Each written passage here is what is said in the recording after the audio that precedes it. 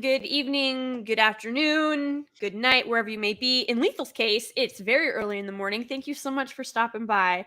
I appreciate you, Lethal. I saw that. You're getting into bed. And I so adore you for that. Lethal and I will be live tomorrow with Epic Mike on Lethal's channel talking about Halo Episode 3, which, Lethal, I have a confession. I've not finished yet because it's that terrible. So I've heard. It's so bad, but I promise I'll have it finished by tomorrow. Thank you so much. You go and enjoy. Get yourself some good sleep, sir. Oh, my goodness. Welcome, everyone. Hello, everybody. I'm so glad that you're here, especially since this was not necessarily a last-minute stream. I said I was going to stream today, but I didn't think it was going to be this type of stream. I was planning on doing like a really chill book stream. However, chill. Something has come to my attention.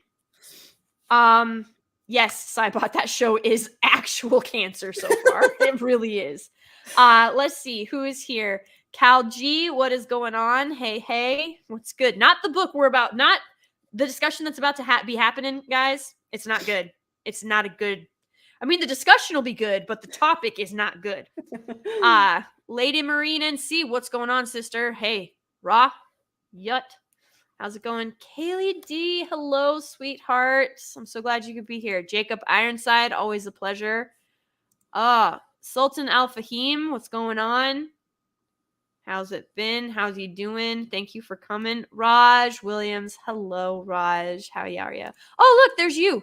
Hello.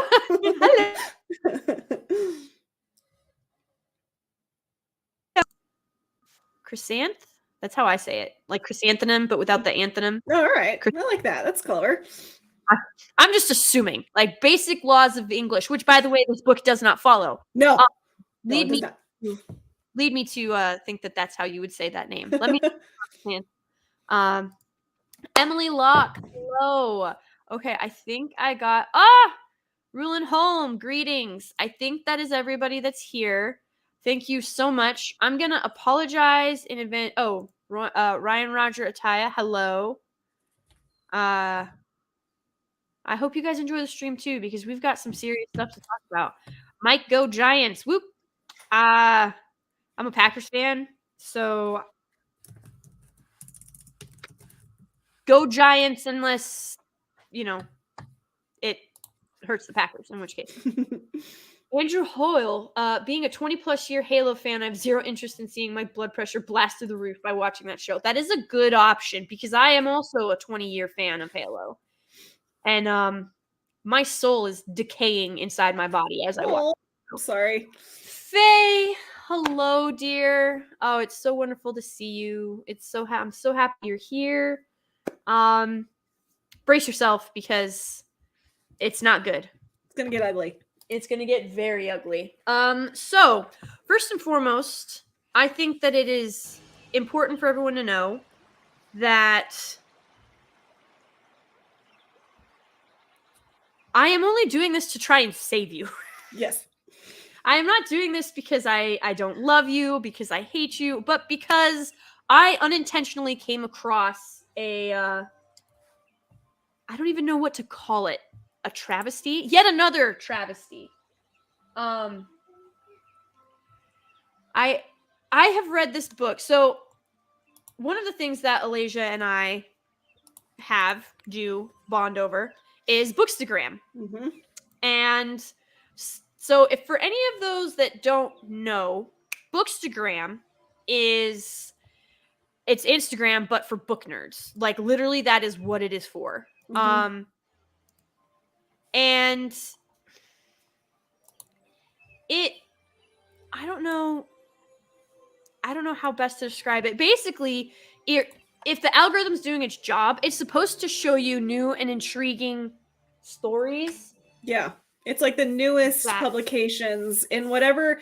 And I've found the algorithm does slightly learn from you.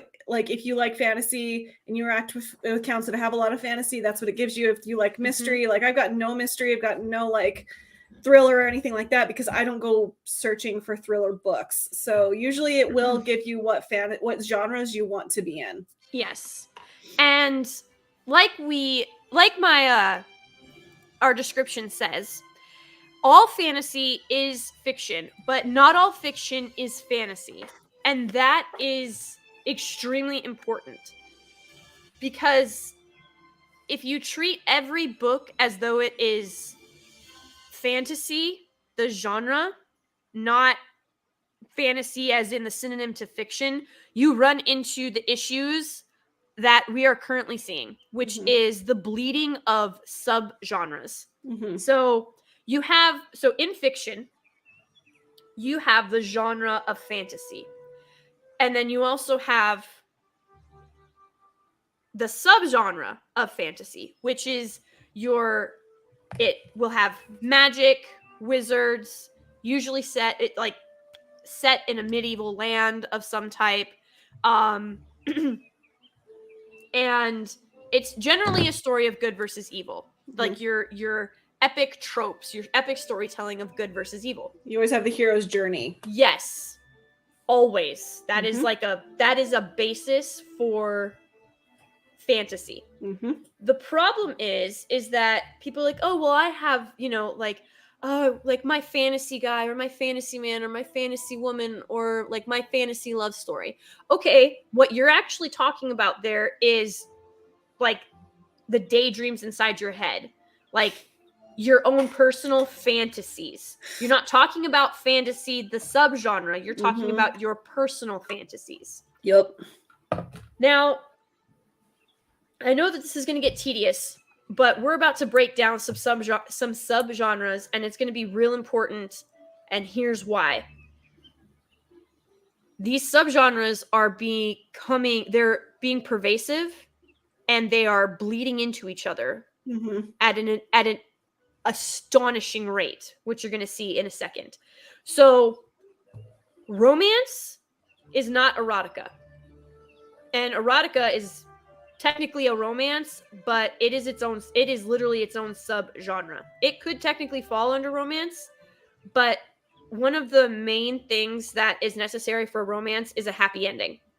And not all eroticas have a happy ending because it's like that last twist of the knife or whatever, especially depending on what you're reading. Now, erotica is not a subgenre that I read. It's not one that I go looking for. Nope. And it is not and romance is actually the biggest industry for books. It takes up 45% of all all books sold under fiction fall under romance. Like 45% of all the books sold under fiction, 45% of those are in the genre of romance. That's how big of a chunk. It's half the pie. It is half of the pie. It is a $60 billion a year industry. $60 billion. Literary romance. It's massive. So, why does that matter?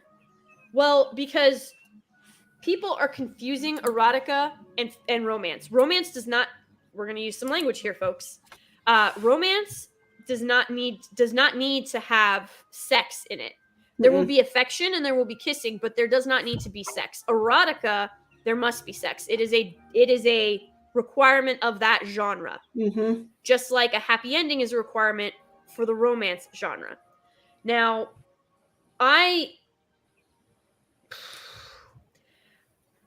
what irritates me is the fact that I actually love dark fantasy. A good dark fantasy novel that can take you through, like, you're cheering for the hero. You want them to come out unscathed, but they're going through these trials. They're going through this muck, this grime, and you don't know if you're going to get a happy ending. That's the thing about dark fantasy. You're not sure if they're going to have to make the ultimate sacrifice and have like a bittersweet ending. You don't know if they're going to just flat out lose and have a sad ending, or if they're going to win and you're going to get that triumphant ending.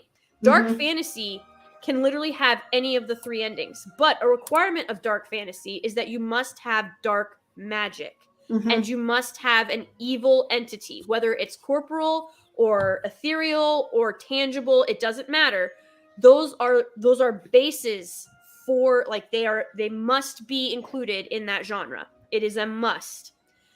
Dark fantasy has been pulled into the erotica sphere. The reason I came across this particular book that I'm about to show you in my Bookstagram is because technically Wheel of Time is a dark fantasy. It's not a high fantasy, it is a dark fantasy. Isn't Patrick Ruthus a dark fantasy too? Yes, Patrick. I mean, if we ever get book 3, then we'll actually know. But we would know. Yes, we'll know after that. But yes, Patrick Ruthus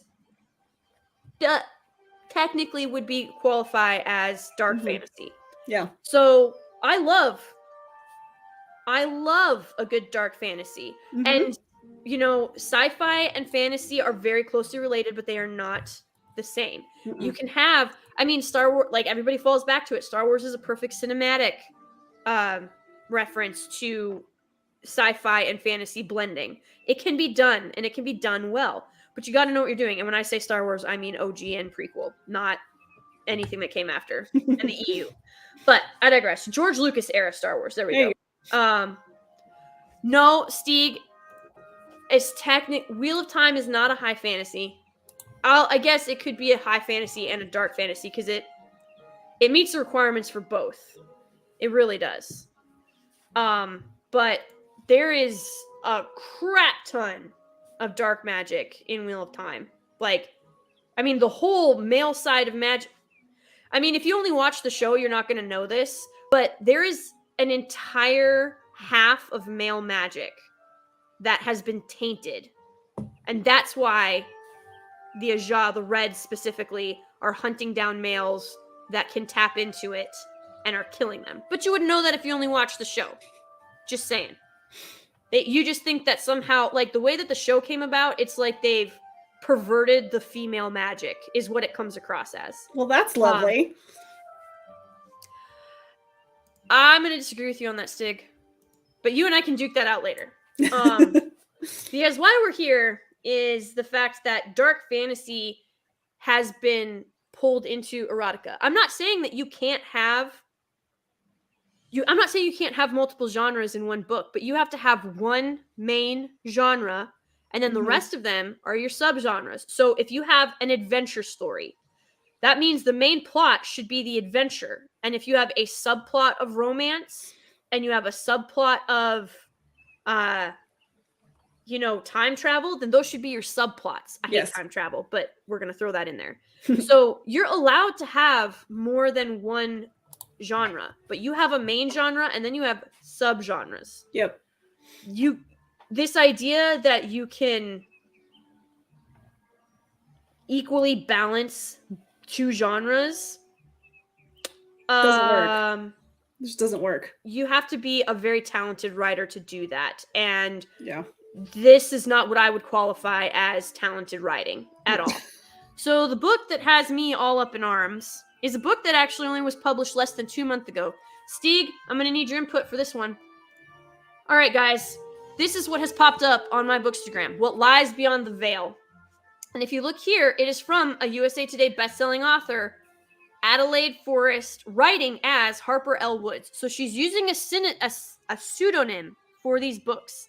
Okay? I just realized the title. Did you hear it when you said it? Beyond the Veil? Yeah. Oh my gosh. This is like, ugh.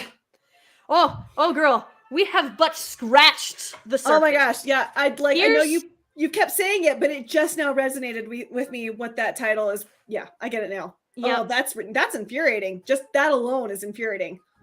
Yep. Any of you that haven't picked up on that, don't worry. We will clarify shortly. But there's some stuff that you got to see. This book was published less than 2 months ago. Less than 2 months ago. Okay? It's only 419 pages. I can read a 400-page book in 3 hours. Yep. I can do that. It has taken me 3 days, and I'm still not at the end of this book. It was free on my Kindle, and I was like, let's give it a look, because it has been stated that it is a dark fantasy. And I'm like, you know what? I'm gonna let's see what we can see. I'm curious anyway, because this has done something. There's something that actually made me more curious to read it, because I was like, well, dang, this must be something really special. This must be something really special if it's only been out for really less than good. 2 months and it is already an Amazon top 9 bestseller. Guys, do you know how incredible that is? Think about that. Think of the millions of books. I just told you that romance makes up half of the novels sold under fiction. Think of how many books are out there. How many books you can get on Kindle, on Amazon, are at the library. All of these books. Yeah. And this book has been out for less, because don't forget, that means this wasn't a leap year. That means it was only out for 6 days in February. There's 31 days in March, so that's 37, and we're only 9 days into April. Yeah. This book has only been out for 46 days, guys. That's it. That's such BS. This is not natural. And I may have even just done my math wrong there because I'm so angry, okay? So, it is a top 9 bestseller. I was like, dang, this book must be exceptional. Yep. Everything pointed to this book being exceptional. It kept showing up in my Bookstagram. It was lauded as one of the best dark fantasies that has been written in forever. And it is a top 9 within 2 months of being published. And then we scroll down here, guys. Look at this. Here's number 3 in dark fantasy horror. I'm telling you right now, I'm not done with the book, but there's no horror. I know what horror is. Yeah. This is not horror. And I shudder to call this dark fantasy. Sword and Sorcery. Number 4 in Sword and Sorcery. If you guys are confused, that's Conan. Yeah. Conan is responsible for Sword and Sorcery. Okay? This book does not qualify. Like, it does not meet the requirements for Sword and Sorcery. There is a male romantic interest, so the female protagonist's love interest, he can wield a sword. He absolutely can. This is not he? Question though. Yeah, once. No, twice. But you know, she's big, strong, big bad woman. She can do it. All the things. And then, guys, look at this. It's number 4 in Greco-Roman myth and legend fantasy. Guys, I don't know how you bastardize and what is the other word I'm looking for? Corrupt? Yeah, corrupt. That works. I'm not sure how you bastardize and insult and corrupt Greco-Roman mythology and Christianity simultaneously, but this book did it. Like, oh my god, this book is just insane. Yeah, from the little that I've seen that she sent me on Instagram, I want to throw up. Guys, I will read you some of the dialogue. It's cringeworthy, but also, I still have to do more research on this. But maybe one of you in the chat knows, I'm pretty sure you can't plagiarize the Bible. You can quote the Bible. Yeah. But I'm pretty sure it's still possible to plagiarize it, and you're not allowed to rip text from the Bible and sell it as your own.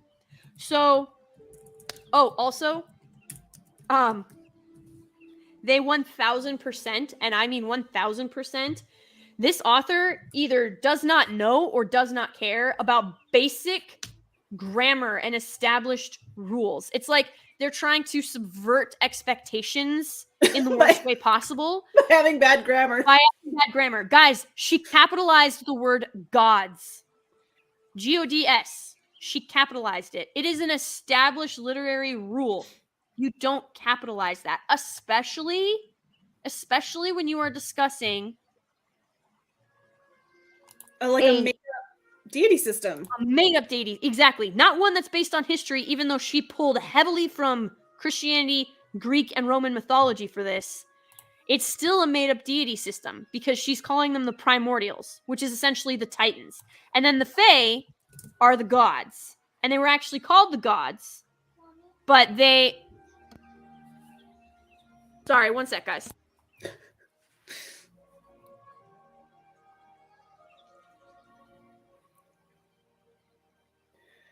Okay, Stieg. Yeah, I've got Chicago Manual Style, which is what I live and die by, pulled up. And I should have done that before, but I had a stream right before this. But I think, like, even from what Lady G has told me about this book, and as someone who's kind of seen this happen, I have to wonder, just based on the title alone, if she's like one of these hurt Baptist girls, like that was like in a deeply, deeply religious family and like had her feminist revolution in her head or whatever, and wrote this as a slam against Christianity. I have to wonder that, because of what Lady G has told me about based on the title now that it's clicked in my head, if she's writing this as a slam against Christianity because she herself was raised, you know, that like almost like that Bible Belt kind of mentality. I have to wonder. Yeah, sorry, Tiny Grave Masters came in. No, I completely agree with you. I think she's someone who's like been jaded or something like that. Yeah, or it sounds like it. She was a Baptist kid. Yep. And she found feminism because, guys, this reeks of every horrid feminist trope like ever. Okay, so guys, I understand you can't plagiarize an idea. Yes. So here's the thing, guys. She literally, more than once in this book, pulls directly from the Bible. She does. I mean, directly. It is scripture. She is pulling words from the Bible. And here's the thing. It is to describe the creation of her own world. So rather than Titans, she has primordials. Rather than gods, she has Fae. But they were called gods until it was found out that they weren't really gods. Because the primordials, they were just the kids of the primordials. Which doesn't track logically because the Fae are still immortal unless you chop off their head. Which doesn't follow Fae lore necessarily. Like, there's ways to kill a Fae, and chopping off their head is not one of them. Also, I would love to know where this freaking obsession with the fairy court came from. Every single book now is based in the fairy court. It's not that original of idea. You're not being clever by using the fairy court. Where is this obsession coming from? I have no idea, but I agree with you. Driving me nuts. 1,000%. So, you guys, if anybody has even a modicum of familiarity with the Bible, and I mean the most basic of like, you've heard of it, right? That's what I'm saying. If you've heard of it. Because she literally, in its quotes, she says, in the beginning, there was nothing.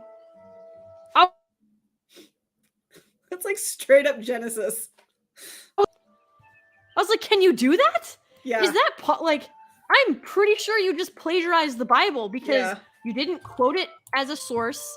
You didn't, like, you weren't like referencing it as like the whole, like in some external third realm influence that the Fae came across or something like that, or that humans built on their own.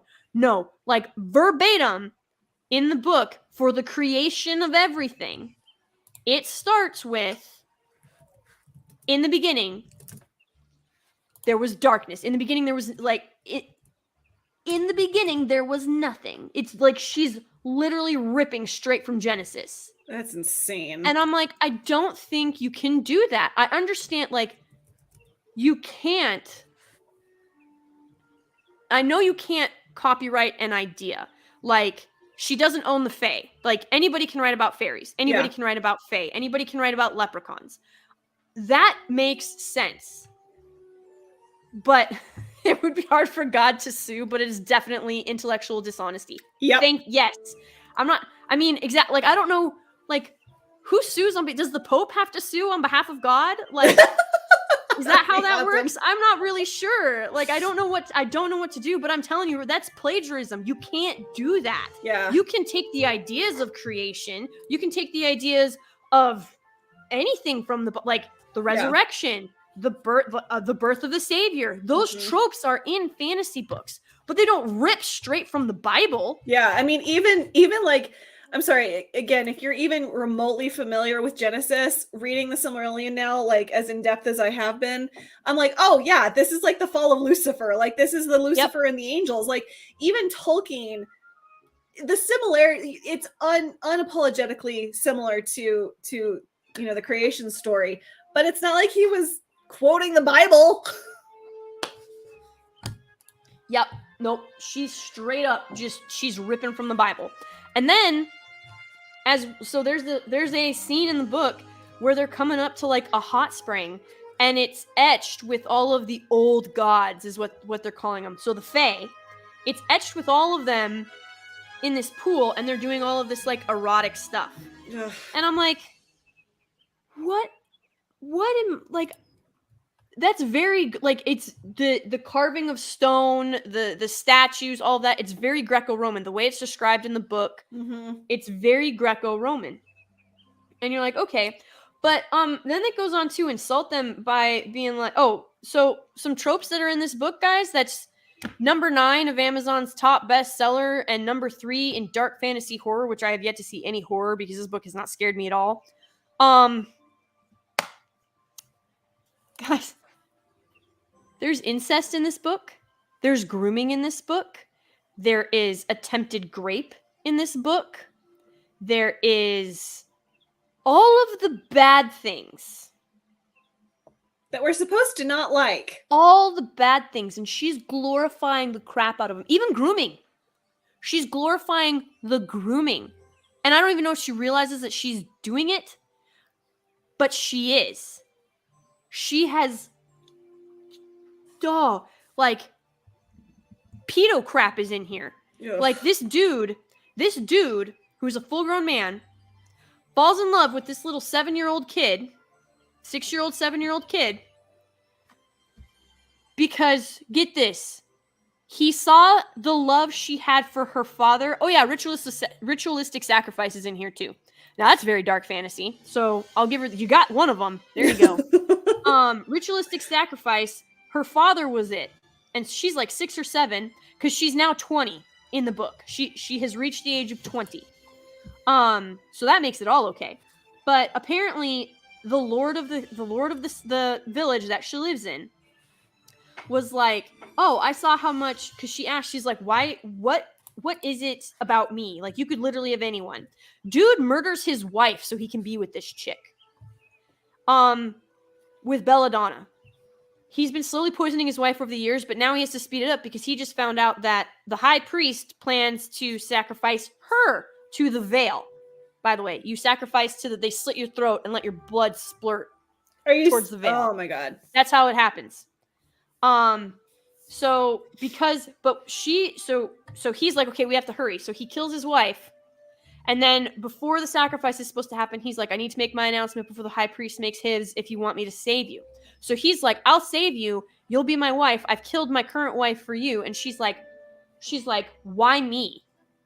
And he goes, you remember that day 14 years ago when your father was the sacrifice and I had to hold you back? So this dude has his hands on a 6-year-old and is holding her back. And this is when he falls in love with her. When she's 6, guys. Ugh. When she's 6. And you know why? Because she screamed for her father when he was sacrificed. And he said that kind of love and devotion was something that I wanted to my children to have. So you're saying that kids can't scream for their parents as they're being brutally murdered? Yeah, because apparently all the other children never screamed for their loved ones, never screamed for their parents when they were sacrificed, but you did. You screamed at the top of your lungs and you wept for months after. And I wanted my children, I wasn't close to my father. I didn't have that love for my father. My father was cruel. And I wanted that kind of love for my children. So I devised a plan that I've now spent, 14 years putting together. So was this he fell in love, hugged as a child? Apparently. Yeah. So this guy, this full-grown man, brings this 6-year-old up to his castle in this village that is reft. It is the villagers in this place are starving. They are threadbare. They are in cobblestone houses with thatched roofs that have holes in it. Okay, she paints a very bleak picture, unless you're one of the lucky ones. And no, Faye. He doesn't give himself as a sacrifice. The lord of the village, okay, held her back while her father was the one being sacrificed 14 years ago. And that's when the lord of the village fell in love with her. Now, so this is a yearly sacrifice. Now, the high priest has said that she has been picked by the new gods to be the sacrifice for the veil. Because what they believe is they have to sacrifice someone to the veil once a year at the end of harvest to strengthen the veil so it doesn't shatter, because the Fae are on the other side. And if the Fae get loose, they're going to hunt them down and enslave them, right? All this very big, bad, tired, done stuff. So when she was 6, he had his hands on her, holding her back while she was trying to save her father's life. And then, like, now that she has to die, he's like, I've sped everything up. I can save you if you agree to be my wife. Ugh. And she's like, no, I'd rather die. Because, you know, she's the strong woman. And so she's got the blade to her throat. She's ready to go. She's not even going to try. She's got a brother and a mother, a crippled mother. So she crippled her mother at birth. This is like the most horrific story ever. She crippled her mother at birth. Like her mother can no longer walk. Okay. And this old dude, since she was 6, has been bringing her up to his castle, teaching her to read, teaching her how to be a lady, teaching her all of these things, because he has the intention of marrying her one day as soon as he kills his wife. Okay? That's grooming. That's grooming. That's grooming. Okay? That is straight up pedophilia and grooming. Mm-hmm. There is no ifs, ands, questions, or buts. That is grooming a child to be a bride. Because he's like preparing her to be the woman he wants her to be. Yes. So he's grooming her to be the woman he wants and grooming her to be the father of his children. And she's 6 years old at this time when he starts this, guys. That is some disgustingly depraved crap. Yeah. That's now, like, Lolita. Ugh. Gross. Yeah. Yep. No, I know which I'm on the same wavelength as you. I got you. It's guys, and that's just the first like 4 chapters. Oh my god. How are you still going? That's the first. Why do you think it's taking me 3 days to read this book?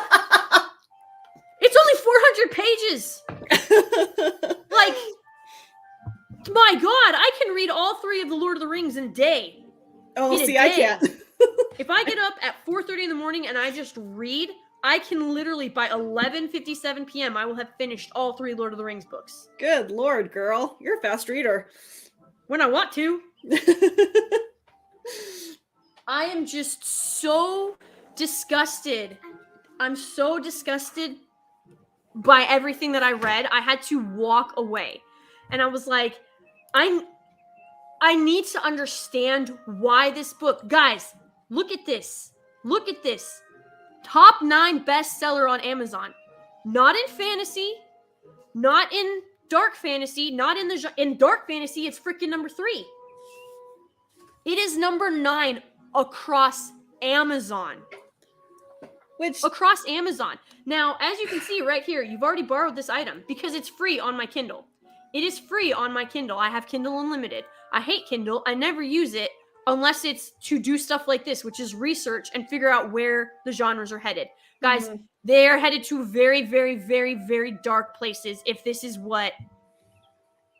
If this is where we're headed, we are doomed, y'all. Yeah. Like, it's bad. It is so bad. Those are the first 4 chapters, guys. Okay? Then we get into, she has glorified the ever-loving crap out of possessiveness and controlling and abuse. Like, okay, guys, I've given this example before. There is a difference between being protective and being possessive. There is a difference, okay? Being protective would be like having an alert set up if the GPS on her phone gets into certain areas that are known to be dangerous, or if her friends because social media is a thing, if you're geotagging your photos and they are in a dangerous location or a location that's known for crime, that's not being possessive. That's letting them know, hey, one of her friends geotagged a picture with her in it, and she's in this vicinity where like 4 murders just happened. Okay? That's not being possessive. That's being protective. You're still giving her space. She can go where she wants, but you've now been alerted to the fact that the woman you love is in a not very good part of town. And then you can decide from there if you're going to, you can call her and say, hey, what are you up to? Or, hey, how's it going? If you don't want to do that and you're more like, okay, we need to go there because she's in the club, she's not going to hear her phone. So he can drive down there and just be like, hey, I missed you. And if she's like, how'd you know where I was? Be like, oh, well, Sally geotagged her photo and I got done with work early, so I thought I would come here. Okay? That's being protective. Possessive is when you have the geo-tracking device on her phone so you know where she's at all times, and you have forbidden her from going somewhere. And when she goes into those places, you start murdering people.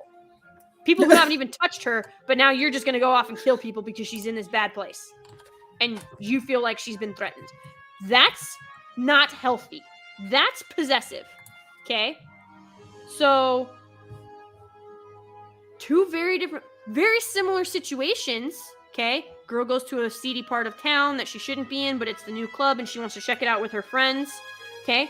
He has not told her that she can or can't go. He has not told her that she is or isn't safe, and he isn't geotagging her the whole way. But the alert pops up on his phone because the picture has been geotagged with her and her friends tagged in it. Okay, that makes sense. It's social media. It's the world we live in. It's social media. That makes perfect sense that you would look at a picture that your girlfriend just got tagged in. Yeah. Okay. Knowing where she's at and stalking her there without having any other kind of influence or reason, that's not healthy. That is possessive, and that is stalking. The two, it is very easy to go from protective to possessive. But the problem is all of these writers are going into the possessive zone and calling it being protective. They are glorifying a very unhealthy situation. And it's not even an unrealistic situation. There are plenty of men who are freakishly possessive. And I don't mean the kind who are like, you're only ever going to be mine. Like you read in these books where they're like, no other will ever claim you. It will only just be me. No, that's not what I'm talking about. I'm talking about the dudes who, if you step foot out of the house without their permission, you're going to get punished. Maybe not physically, maybe not verbally, maybe emotionally, maybe mentally. Maybe they'll just, I don't know, deflate your car tires. Like they'll puncture your car tires so you can't go anywhere. Like, there's so much wrong with it. There's nothing wrong with saying, like, we're in a like, I belong to him and he belongs to me and we're in love. That is a commitment. That is a bond. That's not being utterly possessive. That's honoring a covenant. Exactly. That's honoring a covenant. But when you have dudes who are just, like, prowling dark alleys and slitting people's throats because they flirted with your girl, that's not healthy. No.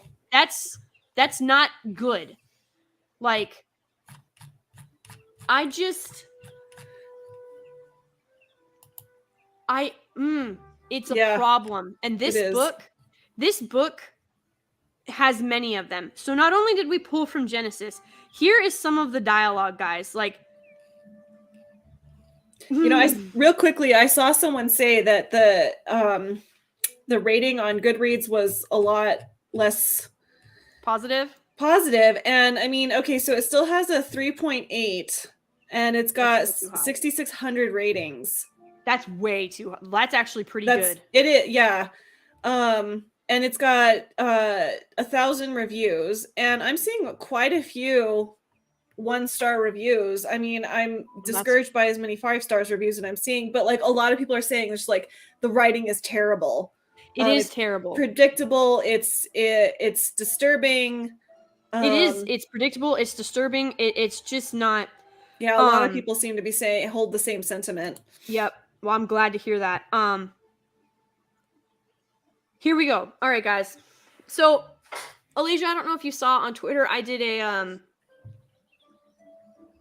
I wonder did you see where I was like, would you rather have a golden boy or a morally gray? Yes, yeah, and right? y'all need Jesus. Y'all need Jesus and a golden boy. Get your golden boy. Get your golden boys. My God. So here's the thing. Those are tropes and those are things. Morally gray is done horrifically incorrectly. It is. It is like, and again, you can't. I blame Loki. I already talked about this, but I like Loki, like the way Tom, and you said it perfectly, Tom played him with a very certain wit and charm, because that's just who I think Tom Hiddleston is. Yep. He played him in a very particular light, which at first I don't think was harmful, but the fanaticism that grew up around Tom and how he played Loki, this idea of like using fighting as foreplay. I'll hold a knife to your throat while I'm kissing you. Like that idea of Loki that Tom kind of, I don't know if it's inadvertent or deliberate, he created this idea. I saw that idea, that trope starting to spiral after he played Loki. Yes. Like, I know it's been around forever, but Tom, I think, is what exacerbated this issue. Yes. He brought it became less of a niche and more mainstream. Yes. And it has poisoned fantasy and romance. Like, guys, I'm not a romance reader. It's not my genre, but I'm telling you, I can see it from here. Romance is being poisoned. Yeah. And the reason this is called Foundations of Fantasy, romance is one of the foundation stones of fiction, of fantasy. I just told you, it is half the market. It's half the market. If this stuff continues to be as pervasive as it is, it's going to collapse in on itself. Yeah. It can't maintain this. These are not good tropes. These are not things that should be glorified. And the thing is also, which we've talked about, so you go into, say, Barnes and Nobles, because that's basically where I go to get my new books, obviously, is Barnes and Nobles. You go in, and right as you walk in, there's a massive table, or there should be anyways, a massive table that has a sign, Book Talk Made Me Read It. And if you pick it up, it is these dark fantasies, it's this romance fantasy, it's all these books that we're talking about. You pick them up and you read the synopsis on the back, you read 5 of them, you read the same book. Yep. They are just changing location and names. They are all about the fairy court. They're all about a morally gray love interest. They're all about the strong women. That's all it is. They are the exact same book over and over and over and over again. There's no creativity in what they're doing. They're just writing, like you said in the beginning, the fantasies in their head. That's it. Yep. This is not a fantasy genre. What is being done is the perversion of the fantasy genre. Now, guys, I'm not saying that I am an expert author. I'm not saying that I have a PhD in English writing. Same here. But one of my majors was English writing. It's just a bachelor's. And I only went to the associate degree level, which, you know what? Honestly, I'm making more money right now than I would have as a starving artist. Oh, yeah. But that's just the reality of the situation. Anyone can write a book. I'll say that. Anybody can write a book. It's if you can write it well. Yeah. And how much planning did you put into it? How much thought, how much care did you put into it? How much research did you put into it? How much research did you put into it? Okay? Because, and here's the thing. If you're going to create a whole new world, go for it. If you're going to create a brand new fantasy world with new villains, new heroes, new tropes, new setting. I mean, Lord of the Rings did it. Wheel of Time did it. Yeah, go for it. Go do it. I think Jordan is probably the only person I've ever met that is even close to, if not on par with Tolkien when it comes to world building. That's how good Wheel of Time is. See, okay, so I talked to Salty Texas about this. Wheel of Time, because I know it's a huge series, is on my list for next year. Like, that's the goal. Next year, I'm going to start Wheel of Time because so many people have told me about it. You praise it. So Wheel of Time is on my list, but it's going to be next year because I want to get through Tolkien this year. Yeah, that's perfectly fine. I will be getting through Wheel of Time all the way this year. But yeah, so this is what we've kind of arrived at. And the thing is, if you want to build a brand new world, please go for it. Yes. I am here for it. If you're going to have new creatures, new lore, new villains, new heroes, a new setting, I can't wait to see it. Yes. But you have to remain within the rules of the universe that you build. Yeah. It doesn't matter how you start, but once you set those rules in place, you cannot break them. Yep. Or your story falls apart. That is basic writing. You have to stick to the rules of your universe. Yeah. They don't even have to be our universe. It could be a weightless, gravityless, triple sun world for all I care. Yeah. But you also have to lay out your rules in a way that people can connect with. Like, Patrick Ruthis, it took me 2 reads of The Name of the Wind to understand his rule system for his magic. It took me a while because it's pretty detailed. So you have to make sure that your reader can grasp what your rules are. Yes, but also don't treat your children. Oh, no. Don't treat your readers like they're infants or children, because that is what this writer does. So here's the thing. Up to this point, it's all been really nasty stuff. Spoiler alert, she's the chosen one, and when she touches the veil, it shatters, and now the Fae can get into their world. And now she's marked. Now she's been branded. That's the other thing. She gets a brand, and I'm like, what? They're like, oh, you've been Fae marked. That means that there's a Fae out there who you're destined to be mated with. And I'm like, what? It's just, wow. My head hurts. Yeah, so it sounds much. I've never read the story and I haven't watched the show, and I have no intention to, but it sounds like she's a fan of the name just left me. It's all the women are lesbians, and they can't bear children, or that's a lot. That's a lot right now. That's several books. It doesn't matter. Yeah, I'll think of it later. Yeah, if it pops in your head again, just shout it out, and I will. So simultaneously just bastardizes Greco-Roman history and lore as well as Christianity. Rips straight from the Bible, then mocks Christianity. Because, are you guys ready for this? This book comes with trigger warnings. And funny enough, incest is not one of those trigger warnings. Grape is not ready for this. Here is the trigger/content warning. What lies beyond the veil is set in a medieval-style world where human women are subservient to their male counterparts. The world is a dark, dangerous place for women, particularly those who do not conform to societal standards, of course. That's not in there, that was just me. And the purity culture that determines how they live. As such, some elements may be triggering to certain readers. Here are the triggers. Religious purity culture. Yes, that is literally on there as a trigger. Being a virgin is a trigger.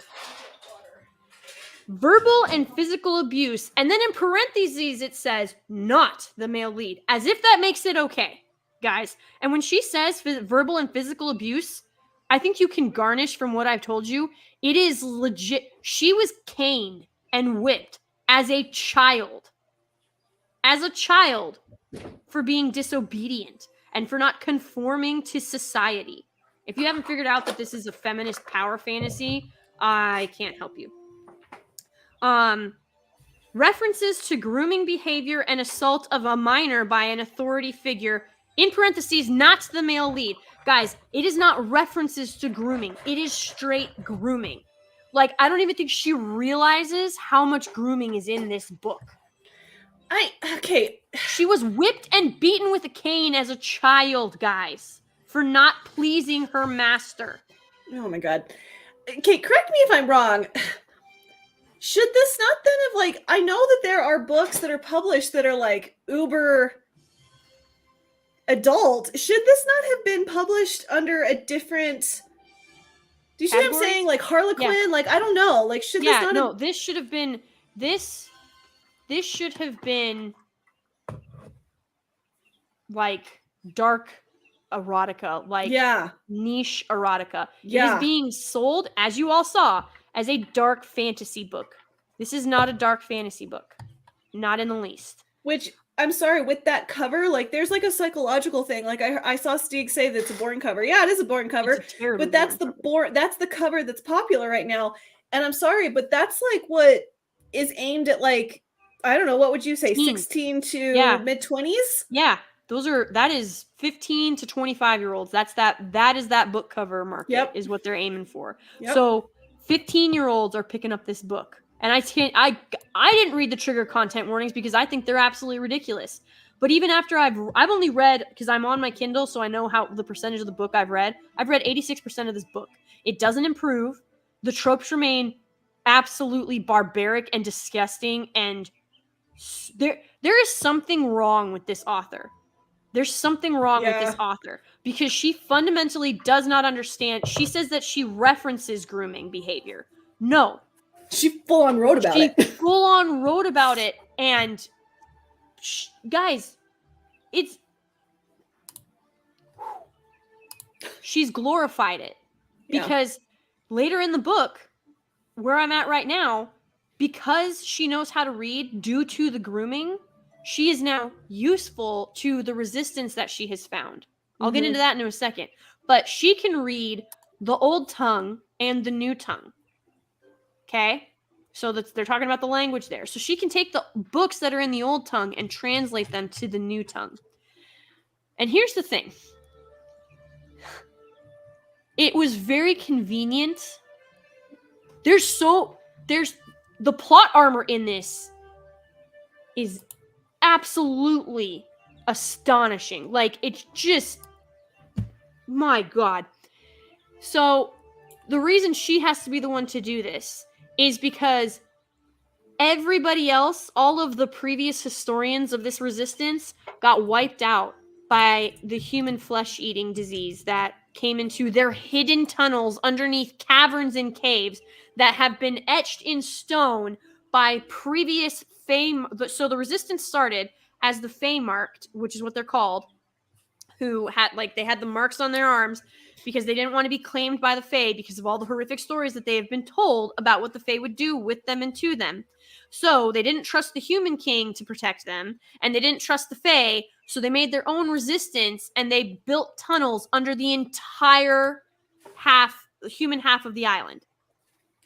So the kingdom, as it's called, is split in two by the Fae.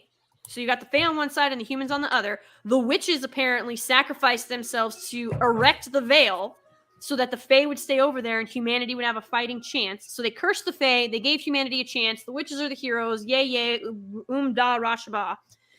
And, you know, it's been relative peace. But now, and reincarnation is also, we get a bit of Buddhism in here too. Reincarnation is a thing. You get 13 lives. She had like a smorgasbord of religion when she was writing this. So, but after your 13th death, it's the true death. And then whatever fate awaits you is what you come across on your 13th death. It's called the true death. No, brother. Yeah. So I don't know. Again, that's a knock at Christianity. Either this woman has no idea what she's doing or she's deliberately knocking Christianity because there are holy numbers in especially Catholicism, but in Christianity, and they are 1, 3, 7, and 40. Y'all can probably guess why. Those are very sacred. Those are sacred numbers. Yeah, you don't play with those numbers. Do you know what the unholy numbers are? 6 and 13. So I'm sure you can guess why that is as well. And it's not because, unlucky number 13. No, 13 has some sinister stuff involved with it. Yeah. But 6, it's the sign of the beast. But apparently 6 reincarnations wasn't enough. So she went with 13. Gross. I'm telling you, this woman is I think it's a amalgamation of she's trying desperately to insult and belittle Christianity and also has no idea what she's doing.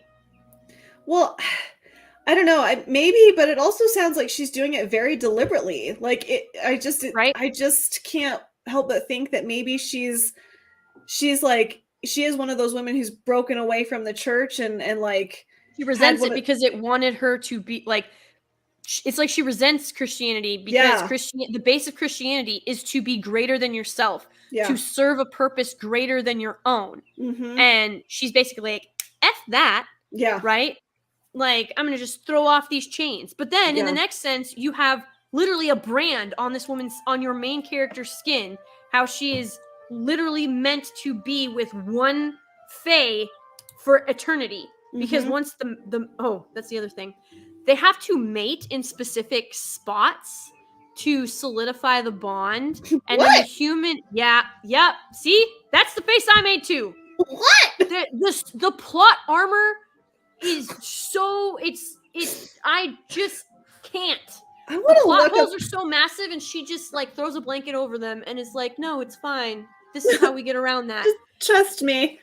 Just trust me. So, yeah, how convenient is it that she can read Old Tongue and New Tongue, and everybody else in this resistance that has been around for thousands of years got wiped out by the flesh-eating disease? Like, the convenience of that is just insane. I can't with it right now. I'm so angry at this book and at fantasy in general. Guys, this cannot be accepted as the norm. Please, for the love of all that is holy and fantasy, push back against this crap. Yeah. I beg you. Like, I can't believe what I'm reading. And then, oh, by the way, she hasn't figured out that the man with the brand that is identical to hers is her fae mate yet. No, come on. I'm dead freaking serious. She thinks that he's just another fae-marked human, and the reason that he's so drawn to her is because, you know, because they found each other right after the veil fell, and she didn't. Oh, God. So she's got a brother who dies, by the way. Well, at least we've been led to believe he dies. I don't think he's actually dead because I don't think he was really human. But he clearly knows something about her. Mm-hmm. And she is, like I said, she is the all-important one. You haven't... This story's so damn predictable. Like... Yeah, so she's gonna be the one that unites the Fae courts, and she's the true queen of the Fae, and this is her 13th life cycle. Oh, and so if she dies, it's the true death, which is why she has to find her Fae mate so that she can live for eternity because it's her destiny. Yeah, I already see it coming. Clearly, she does love Sarah Maas, because that's basically the point of A Court of Thorn and Roses, is that she becomes the queen of the night court, which unites all the courts, apparently. I don't know. Yeah, I am. You know, for in this book, guys, I can't even tell you. Oh, I'll finish off these trigger warnings. Ready? Ritualistic sacrifices, self-deletion thoughts and ideation, graphic violence and graphic sexual content. So grape. Yep. FYI. Graphic violence, I've actually not seen that. Like, here's the thing, she tells about stuff, but she doesn't show it. There is a show, don't tell rule in literature. Please, for the love of God, learn it. And here is why. I go back to, do you remember, like, literally a few days ago, I did a poll, Morally Gray or Golden Boy, pick your archetype. It was close, but Morally Gray won, and I'm disappointed in every single one of you that voted Morally Gray. I am too. But I will let it go. Y'all just need... And everybody's like, Golden Boys are boring. So Superman's boring? Yeah. Aragorn is boring? Yeah. Like, no. It's just... God, Golden Boy is so hard to do well. Yeah. Unfortunately. But when you do it, it is the most fantastic and interesting character you will ever write. Yeah. Morally Gray is also really easy to get wrong, but here is my thing. You can't have a morally gray villain. You can have a morally gray anti-hero, but you cannot have a morally gray villain. A villain is a villain. Stop with this empathetic morally gray villain BS. It's not a thing. Stop trying to make it a thing. Okay? Either they're a villain or they're not. If they're misunderstood, then they're misunderstood, but they're not a villain. Yeah. Knock it off.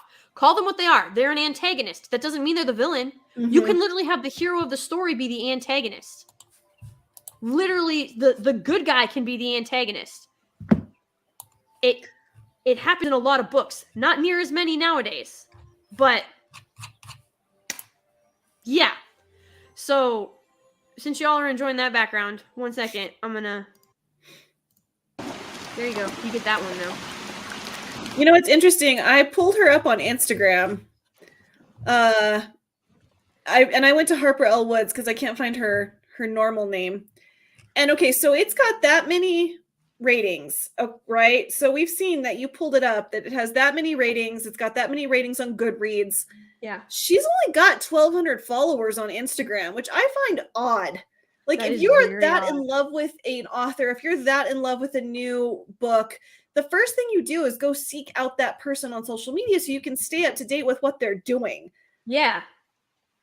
So I find that odd that it's got that many, it's selling so well, yet her account has only got 1,200 followers. That's odd. That's beyond bizarre. That is some creative accounting, as we like to call it. Like, wow. So to give you a taste of what this best New York Times, or what was it, USA Today best-selling author, who is number 9 on Amazon, to give you a glimpse of some of their writing, she tells, she doesn't show, and she thinks her audience is stupid. So leading up to this, we've been introduced to the male love interest. Her brother is dead. He got knifed in the gut by the Wild Hunt, by the way. We're going to throw some Norse mythology in there. The Wild Hunt is in here, but it's the Fae. Stop! Yeah, no, the Wild Hunt is in here. They're there to track down the Fae marked and take them and drag them back to the Fae and give them to their destined mates. That's the purpose of the Wild Hunt in this story, or so you're led to believe. I'm pretty sure that they're actually slaughtering the Fae marked. Probably. Because the Shadow Queen, Mabe. Oh, yeah, by the way, Mabe. Come on, guys. So the Shadow Queen wants all of the power, and she's apparently the most evil entity to ever walk the earth. And I'm pretty sure that the Wild Hunt works for her, and they're just slaughtering the Fae marked so that the other Fae can't stand up to them. Because when the Fae mate, they get stronger. Of course they do. When they bond, then it's not good when your reader can predict your entire plot. But here is, I kid you not, I don't think I can pull my Kindle up here without making my whole, like, everything go pfft. So I'm just going to read this to you. Up to this point, this man that she doesn't know, she met him in a barn, told him who she was, showed him the Fae marked, which would get her killed because the humans are going to kill you because they don't want you to breed with they don't want you to mate with the Fae either because it'll make the Fae stronger and then they'll come after and enslave the rest of humanity. So if you get marked with the Fae magic, they kill you. So that's a thing too. So she's on the run. She bumps into this guy in the barn. He's like, he sees her mark and he's like, you're safe with me. And he shows her his brand. And I'm like, this doesn't know. Like, this wouldn't. Oh. And she doesn't and she even says, our brand was identical. So are you serious? He says that our brand markings were identical. And I'm like, you're making your protagonist an idiot because she has not figured out that this is her Fae mate. Even though she's recognized. Here's the thing. She watched another human get the brand appear on his neck because when the veil fell, everybody who was of age, yeah, there's the other thing. Once you become of age and become an adult is when the Fae magic touches you. It doesn't touch you before then. It only after you become an adult. Because when's that? 16? I think so. I think it's 16. Serious? I'm dead serious. I think it's 16. It doesn't really say, but I'm pretty sure it's 16. Oh my god. Yeah. Because just wow. Anyway, so blowing past that. So the Fae magic only touches you when you're adult, but this chick watched a fey mark appear on this other guy, and it was completely different from the one on hers. Yeah. On her own neck, on her hand, right? So it marks you on the neck, and then it like brands down your arm. Okay, so you get one arm and half your face and neck or whatever. Like it gets your face, your neck, and your arm. Yeah. But I guess if the face happens later, whatever. Anyway, so she watches this dude get a different brand than her, and then he gets stabbed by what's called the mist guard because the veil was literally just fog. It's just yes, it was basically glass with fog. Which is straight out of a court of thorn and roses. And I know it's supposed to be. I don't know. I don't know. Lage, I have no idea why this is a thing. Almighty. So anyway, so it's mist and glass basically. And she touches it. It shatters. Dude in front of her becomes fey marked. She watches the mist guard stab him through the heart. Okay. And then she hears a blood-curdling scream, and it's the guy's female fae mate feeling him die, because the fays who have found their whose magic has marked their mate, they can feel when they reach adulthood, and they can feel when they die. So the fae are aware of the humans, even though they've got this veil between the fae know about the humans know about the fae. And the humans believe that the fae will enslave them if the veil ever comes down. Okay. But that's all they're allowed to know because, you ready for this trope? Because knowledge of the past is forbidden. I kid thee not. They're literally called the forbidden texts. Honest to God. Are you serious? Yeah, I'm dead serious. You know what, Stig? I didn't make that leap, but yes, it's exactly like that. Exactly like that. This woman's a hack, y'all. I don't know how this book I don't know how this book is selling so well, but she's a hack, and I feel confident in saying that. So, here is the excerpt. Up to this point, this man that I told you she met in a barn, told her deepest, darkest secrets to, was gonna kill her brother. Her brother ends up dying by the wild hunt, and this man followed her down a ravine, pulled her out of the ocean, has saved her life countless times, and has swore to never leave her side no matter what. And she hasn't figured out that he is her fae mate yet.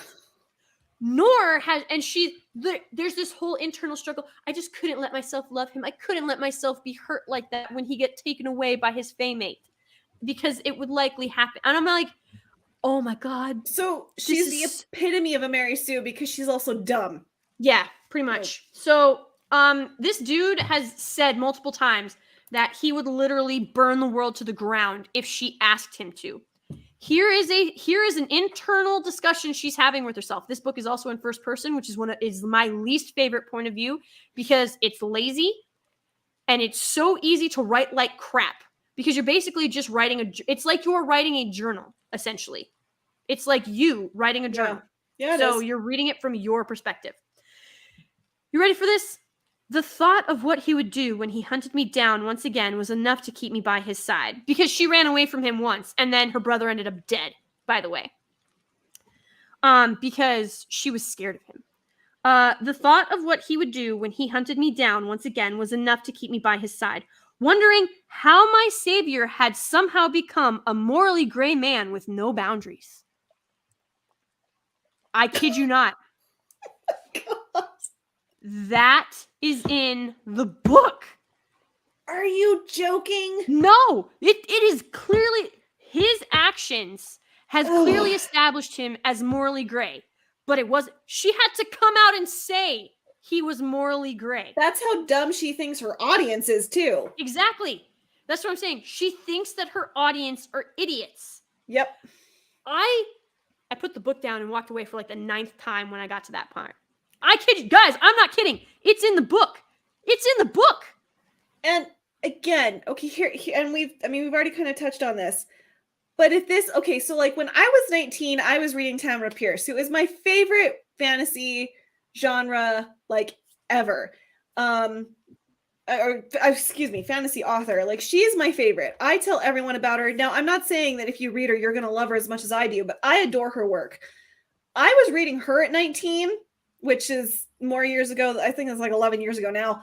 But this is what 19-year-olds are reading now. So they're going to be like left with their you're still impressionable at 19. Yep. Young women are going to think that this is what they should be desiring. Yep. And that's what's so scary about this. That is what's so deeply disturbing about why all these damn books are so popular, because I like, so Lady G has taken one for the team for this one.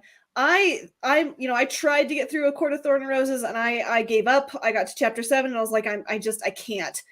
The other one that I'm going to try and read is hold on. What's that? The Red Queen, which I think is going to be on par with about where this book's at, because it is a cruel prince comes and kidnaps her and makes her his, so you can infer what happens from that. But that's the general trope of what all these books are saying, is that young girls should be desiring that level of abuse. Okay, kidnapping is a trope in romance, and it is actually a popular trope. But again, just like with possessive and protective, kidnapping, like, is it the bad guys have kidnapped her and she's going to get rescued by the hero? Or is it bad guys kidnap her and then she gets Stockholm syndrome and falls in love with the bad guy? Like, those are two very different tropes. Yep. Like, I have read the First Law trilogy by Joe Abercrombie. Very long time ago, Stig. But I need to reread it. That's a really good dark fantasy. Excellent suggestion, sir. Anyway, so here is another. So, guys, do you remember when I said, we're going to go back to the beginning of this stream? I know it feels like forever ago, but remember when I said that certain tropes have qualifications? Like, you have to meet these standards in order for it to be classified as this genre. Right? You have to meet these tropes. It is a requirement of the genre. And I told you that one of the requirements in genre was that it has to have a happy ending. Here's another excerpt from the book. All romantic stories needed to end with them spending their lives together. Life was hard and brutal enough as it was. The last thing I needed was a reminder of my loneliness in my bedtime stories that were meant to distract me from my grief. So what's happening here is male MC is telling her fae stories at bedtime. And the story he just told her is their story, by the way. It's about how a fae male who was a king searched for his mate, but it was 300 years until her first incarnation, which was unheard of. It usually took 100 years, and then most fae usually offed themselves or went crazy. But he waited 300 years. And then he felt as she reached age, when she reached adulthood, he wept with joy. And then he felt as she died. So he felt it 13 times, and she's on her final life cycle and will die the true death. But he has found her, and now they need to cement the bond. They need to cement the bond so that they can, so she can be safe and won't die her true death. And she's like, well, she's like, did it happen? And he's like, I don't know. The story hasn't ended yet. And she's like, why would you tell me a story that hasn't ended yet? And I'm like, bitch, it's you. Yeah. Like, how have you not figured out that this is a fae male that is your mate? Like, at what point? Like, you are an educated. Here's the other thing, guys. This is in the medieval time. And in this book, it literally says it's rare. Like, another woman who is also the best soldier in the resistance, FYI. Because of course she is. She's the leader. She's the captain, and she's the best swordswoman that they have. She's like, it's rare for a woman to be educated and well-read. And I'm like this girl, through her grooming, has been gifted everything she needs to be the chosen one. And here's the thing. The dude who was the groomer, he would touch her, like, on her shoulders, and he would make slimy remarks, but he would never trespass on, like, her purity, because, again, it went back to the purity culture thing. There's so much self-loathing in this book. It's unfathomable. There is such a hate for happy women in this book. There's hate for monogamy in this book. But then in the next breath, she's literally branded her main character. Like, you can't have both. Yeah. It don't work. You know what you're reminding me? And I gave up on this series. Did you ever read The Fallen by Lauren Kate. No, but I heard of it. That's the one where the angel fell in love with Yes, the other, and it's right? reincarnation. The girl kept getting every time she found her fallen angel mate, she would die. And he kept killing her because they something was stopping them to be. It was supposed to be right on the cusp of end times and all this stuff. But she's ripping straight out from that book because that is exactly, he would feel it every time she died. So there's that. Guys, just stay away from these books. Like, how about you don't read anything past 2010? Just put it that way. But that's unfair. And that's really unfair because I know for a fact that there have been incredible books written since 2010. They're just buried and they're not promoted. No, they're not because no one can be bought. No, because it's like Gary has said, the reason that we probably will not get a good Celeborn and Galadriel retelling is because it's heteronormative and they're loyal to each other and they love each other and they have a child. You can't push that anymore. No, you can't. Guys, Galadriel. So we'll touch on that really briefly. The age in which the Rings of Power is taking place, Galadriel is full grown and has had a child at this point. Yeah. Who is also should be at least 400 years old. Yeah. But she's Galadriel should be thousands of years old at this point, in the 3,000 to 4,000 mark. And let's not forget about how many thousands or hundreds of years she was basically a lady in waiting to Queen what's her name? Melian? Oh yeah. Yeah, in Doriath. There's that. Yeah, there's she wasn't fighting anybody, she was a lady in waiting. Yep. Oh, don't worry. Lord of the Rings streams will be happening, and actually, I won't even call them Lord of the Rings strings. I'll call them Rings of Amazon Power, because that's what this is. There you go. Oh God, that's a whole other. I know. I'm sorry not to bring that up, but no, it's fine. It did if it was nostalgic Nirvana, I'd be like, no, we can't talk about it. But here, yeah, we can bring that up because it's relevant. Yeah. Guys, the deterioration of literature fantasy is leading to what we are seeing happen on screen. Yeah. These stories are feminist power stories. They want all the men dead. They want all the men submissive unless they're in bed. Here's the thing. Yeah. That's it. So it's so confusing because they're woke. They all want strong women, but they also want boy toys. They want playthings. So it's are you a feminist or are you not? Choose one. Which camp are we playing here? They're trying to make these two things work because it's either you want a strong woman or you want a boy toy.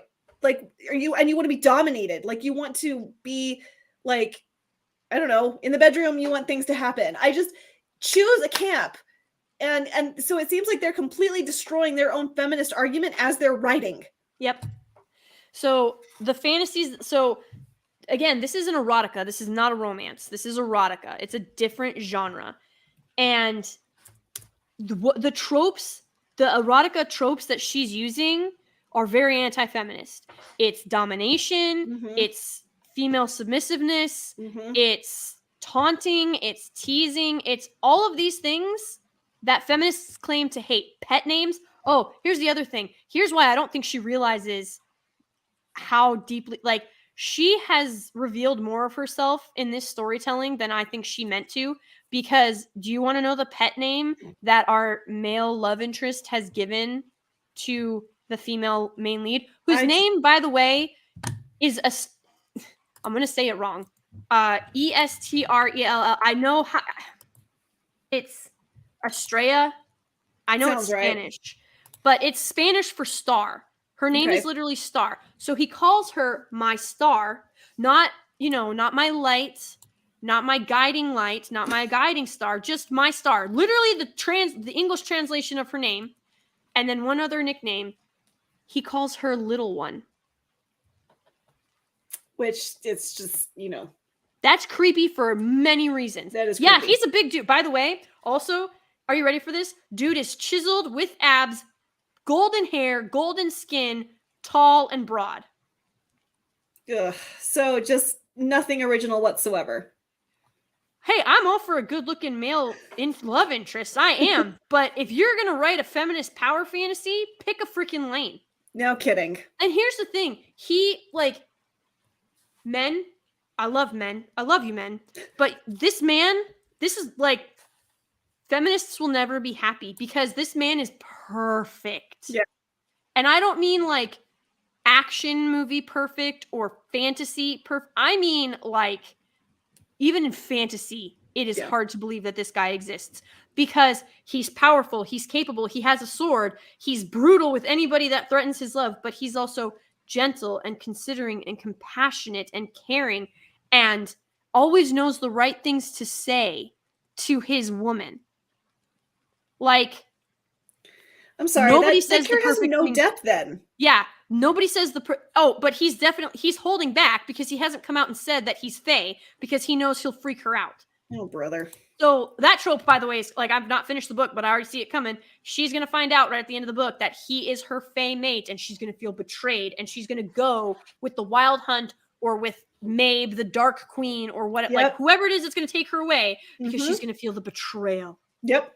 Of him not telling her who he was. Yep, that's exactly what's going to happen. It's exactly what's going to happen. I already see it coming. Like, well, you know what I think, to go back to your point that she's revealing a lot about herself, it's not just that. I feel like she's revealing what feminism has done to women.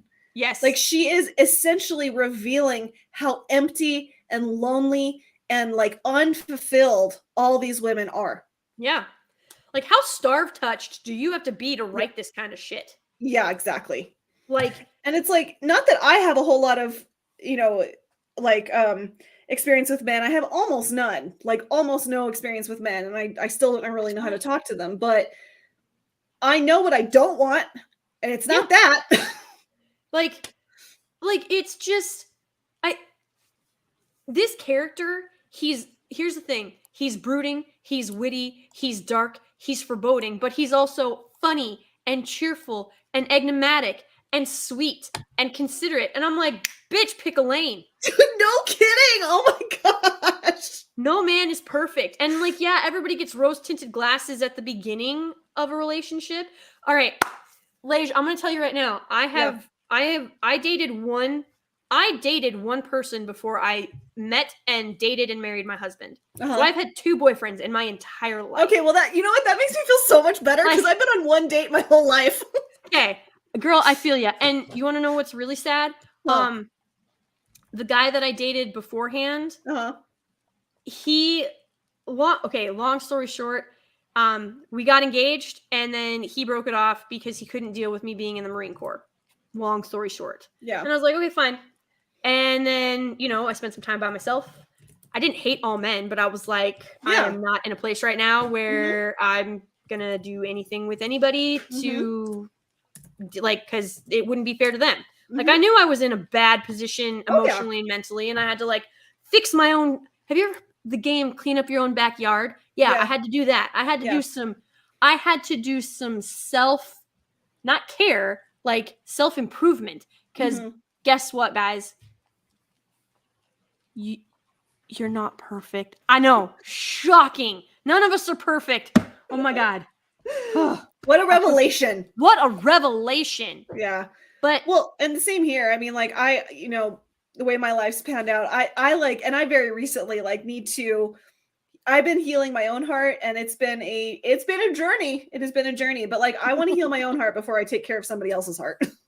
Well, and you're never going to be full. That's the thing. You're never going to be fully healed. Like, oh no. It like when God shoves somebody in your path, guys, it's for a reason. Like, you may not think you're ready, but God's like, no, let's go. Yeah. Okay? Well, so, and God will take your brokenness and use it for his glory. So exactly. So that, like, this woman, I think when she was told to like seek a husband, and because they bring all this up, being submissive to the husband, like the women, when they go to temple, they have to kneel on the hard stone floor, but the men get to kneel on cushions. God. The women have to bow. The women are not allowed to look up at the men unless they are. Sorry, that sounds like Islamic. That's a whole lot of religions, and that's a whole lot of hate towards chastity and devotion is what that is. And here's the thing. people love to throw shade at those verses in the Bible where, like, God, what is it called? Like Proverbs 31? Yeah, I was trying to remember the book, but basically, like, wives will be submissive to their husbands. They will, like, even the marriage vows. Everybody's like, how come the women have to love, honor, and obey? Do you guys even listen to the other side? Like, it's two halves because it's two souls becoming one. The reason you love, honor, and obey is because the husband is never. You are now united for eternity at a soul level. He should never do anything he would never harm himself. Therefore, he should never do anything that would harm you. Now, do people get hurt? Yes, we're human. Unintentional things happen. But if he's intentionally hurting you, then he's not fulfilling his vows of love, cherishing, and protecting you. Like that, like he has to honor, cherish, and protect. That goes hand in hand with the female vows. Yeah. You're supposed to put each other as no. Did we lose her? And build up from there. What? Yeah. Well, and you cut out there just for a second. I mean, and if you look at Genesis, I don't know the exact verse, but we were talking about this in small group. Women were not an afterthought. When God is talking with the Trinity, he's saying, we will give them dominion over the earth, not Adam, them. He knew he was going to create Eve. She wasn't an afterthought, like, oh, you know what? Adam needs a partner. No, he will give them dominion. So we were in God's thoughts the moment he started creation. So sorry, women are not supposed to be like, people who don't understand that don't understand that, like, submitting to your husband is submitting to God. Like, that, just people don't get that. Yeah, like they're like, well, if you like, being submissive means that, you know, he's You're gonna some beat neat little you mouse who, like, lets him push you around. Yeah, that's not it, guys. Like, No. the being submissive means that you have a discussion. Yes. You talk about it, and you have a disagreement, and he's going to consider what you have to say, and hopefully you guys can come to some kind of agreement or some kind of oh God, what is the word? Leish, what is the word I'm thinking of? Compromise. There we go. Yeah, compromise. Where you're going to come to a compromise. But ultimately, if he has to make a decision, you as his wife are going to support it because he's doing what he feels is best for all of you, not his self-interest, for the family that he is supposed to be the rock for, because he cares about his partner and he cares about the life they're building together. Mm-hmm. So, like, I have a perfect example. I wanted to go down. So it's called the stockyards. Mm-hmm. I wanted to go down to the stockyards. I wanted to hang out, have a good time. And this was when I still drank alcohol. I wanted to drink a little bit. My husband did not want to go with me. And a rule that we established a long time ago, when I was like, and when I say drink, I mean, like, I would still go to a bar and order an alcoholic beverage. Obviously, I still drink water. Stig, don't come in here with your smart aleckness. I've never drank, so I get what you're saying. Yeah, but, like, you know, when I would drink, it would be like, it would be like a rum and Coke, and I'd have one, and that would be it. Yeah. Right. But because I never went to excess, and there's a whole reason why I never did that. I never allowed myself. I have an addictive personality. I already know that. Mm-hmm. So I do not do things that have the potential to get me to fall into destructive cycles. Yeah. I recognize them early on. Very wise. And I avoid them because I have a whole half of my family who is gamblers, degenerate gamblers, alcoholics, and drug addicts. Mm-hmm. So I was like, nah. But I was in the Marine Corps, and that's also part of the culture is to drink. So I would drink, but I would nurse my drinks. I would never, I've never suffered a hangover, I can honestly say, and I've never been blackout drunk. Nice. So when I used to drink, it was very moderate compared to a lot of others, but I never shamed anybody else for drinking. I let them do what they wanted. But I never drank if my husband wasn't around. So I wanted to go to the stockyards. Husband didn't want to go. And I was like, why don't you want to go? And he's like, there was a doubt. So it was was football season. We were down in this part of Texas, and I don't know if you guys have ever been around when Dallas wins a football game. I can only imagine. It's freaking insane. And I was like, I want to go to the stockyards. It should be a good time. And he's like, no. And I was like, did you just tell me that I can't go? We'd only been married for 3 years at this point or something like that. Like it was not very long. I was like, did you just tell me no? And he said, yeah. And I was like, why? I was like, I get you don't want to go, but that doesn't mean I can't go. And he goes, I'm telling you not to go. He's like, I'm not asking, I'm telling. He's like, there is a difference. And I was like, why would you tell me to stay? I was like, why are we having this conversation?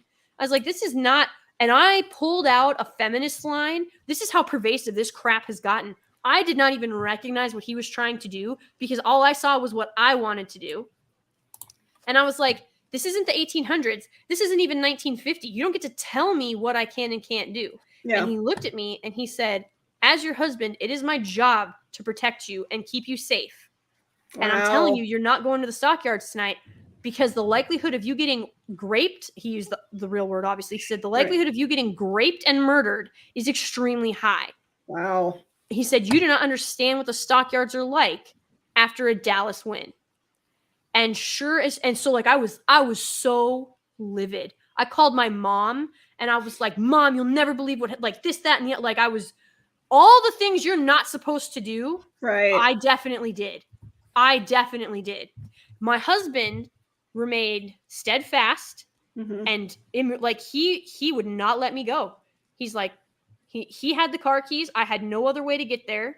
Yeah. Like this was like Uber was not something I trusted and it hadn't swept the nation just yet. It wasn't a big thing just yet. And I was pissed. I was like, I can't believe you're treating me like a child. Guys, we woke up the next morning and turned on the news, the local news, and there had been 4 murders and 16 grapes that night in the stockyard. Good heavens, that's awful. So imagine what would have happened if I had discarded my husband's intent, like his good intentions for me. He knew better. Yeah. He is from the South. I am not. He has been in Dallas during a Dallas win. I had not at this point. I'm from the North, guys. I'm from North Dakota. We do not have a professional team. The closest we get is NDSU, which is a college team. And it gets crazy after that, but nobody dies. Yeah. Like, it doesn't get that insane. So he took the knowledge that he had. He didn't treat me like an infant. He said, you're not going. And he told me straight up, he said, you have no idea what that place is like after a Dallas win. I do. And I did all the things I was not supposed to do. I badmouthed him. I belittled him. I shamed him. I went outside of our marriage to seek reinforcement for my opinion. My mother almost slapped me through the phone and was like, what are you doing? And I was like, what do you mean, what am I doing? And she's like, are you calling me angry right now? I said, yeah. And she's like, hang up the phone right now. You got a Bible? I said, yeah, I've got the one on my phone and there's the one in the hotel. And he's like, and my mom's like, go read it right now. I don't care what book and I don't care what verse. Yeah. She's like, go sit somewhere and calm down. Yeah. And I was like, I'm mad. I can't believe he did that. And she's like, honey, he's your husband. He is just trying to do what is best for you. Like my mom knows. My mom's been married for decades. Yep. She's like, no. She's like, I am not about to tread on this. And what are you doing reaching outside of anyone except God from your marriage to try and deal with what is happening right now? And guys, when I say that I had to, you think I would have learned. You think I would have learned because there was another time in my life, a very large reason for how I am and why I am the way that I am is because I almost got my Marines killed because of my arrogance and my pride. My hubris nearly killed my Marines and myself. Goodness. I'd never really go into the details of that story, but I have brought that up before. Yeah. And because my sergeant was a capable and intelligent man, he was able to pull my ass out of the fire and save my life. And so were my Marines. And he was able to save the Marines whose lives I had also played dumb games with. play stupid games, win stupid prizes, unless you have somebody smarter and wiser than you watching what you do and pulling your ass out of the fire at the last minute and then beating the ever-loving crap out of you verbally, of course. Yeah. And then punishing you with the most mundane, boring assignments ever until you realized how bad you effed up. Not realize, and then if they, of course, don't realize that you've already punished yourself mentally far worse than they're ever going to be able to. Yeah. But like that situation altered my life. And it was the same situation when I was in that hotel room with my husband. And I realized how right he was, because statistically, I would have likely been one of those women. Yeah. I would have likely been one of those women. And I had to sit there and I just watched the news and I covered my mouth. And my husband looked at me and he was like, are you glad you didn't? He didn't belittle me. He didn't shame me. He didn't do told you so. He looked at me and he said, are you glad you didn't go now? And I was like, yeah. Because honestly, what would have the only person I wanted to be with would have been in the hotel room anyway. Right. Like, I wouldn't have known anybody. It would have been loud. I would have spent money. And there was a really good chance I would have gotten extremely hurt, if not killed. Yeah. None of that was worth it. Well, and that's why, again, that's why God gives so many people partners, is because we're stupid. Yep. we need our partner to like point that out to us every now and then. Yep. So guys, when it says ladies, when the Bible is saying submit to your husband, it doesn't mean lay down and be a doormat for him. No. That is not what it's saying. And that is a purposefully disingenuous weapon that feminists have used. Well, look at this. They just want you to be slaves for your whole life. When they say submit, they want you in slavery and shackles, and marriage is nothing but a ball and chain, and it's misery. And having children is a burden. Having children is a burden. Like, it's not, guys. I have four of the most wonderful children in the world, and I have a husband who loves every fiber of my being, even the annoying parts. Okay? Well, you give all us single ladies hope, Lady G. It's there. It's out there. I promise. You just have to know what you want and what you don't want. Right. And then you got to find somebody who respects that, and you start there. But like, everybody's like, oh, who's your Hollywood crush? No, I'm not saying I don't love me some Tom Hardy. I love me some Tom Hardy. Okay. But like, I've never fantasized about leaving my husband for a movie star. Yeah. Hooking up with them while I'm married. Like, marriage means something. It does. It's more than a piece of paper. Exactly. It's far more than a piece of paper. It's an eternal commitment to another person. Yeah. This is a rabbit trail, but I'm just going to throw this out there because I told you about this the last time we DM'd on Instagram, but Tesha Afshar, her biblical fiction books. Yes, her you did. Daughter of Rome. Oh my gosh. It's about Priscilla and Aquila. Again, it's historical fiction. She's just drawing on the books of the Bible that they're mentioned in Paul's letters, but oh my gosh, talk about writing a romantic, good, biblically based story. You have to check it out. They're so good. I will definitely check it out. I love historical fiction. Yeah, same here. But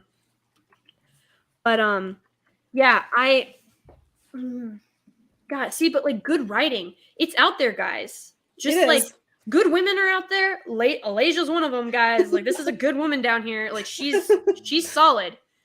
So like, good women exist, good men exist. You have to stop buying into this lie that marriage is temporary, or that that it doesn't really matter, or that there's no man or woman out there worth marrying. Yeah. Because it's not true. That's the nihilism and feminism, which is by the way, guys, feminism is not feminism. It is misandry that they have labeled feminism. Yep. Because the idea that you are going to hate men, but then demand that they do certain things to you and with you in the bedroom or in life. Yeah. That's misandry. That's you wanting to be dominant without having to take any of the responsibility. Yeah. Modern feminism and feminism in general is just misandry, and it is hiding the fact that all of those insecurities are still there. All of those doubts are still there. And no, you're not as physically strong as a guy. Yeah. no, you're not going to be women can be insanely brutal, but it is seldom their own hand that does the brutality. They make other people do it.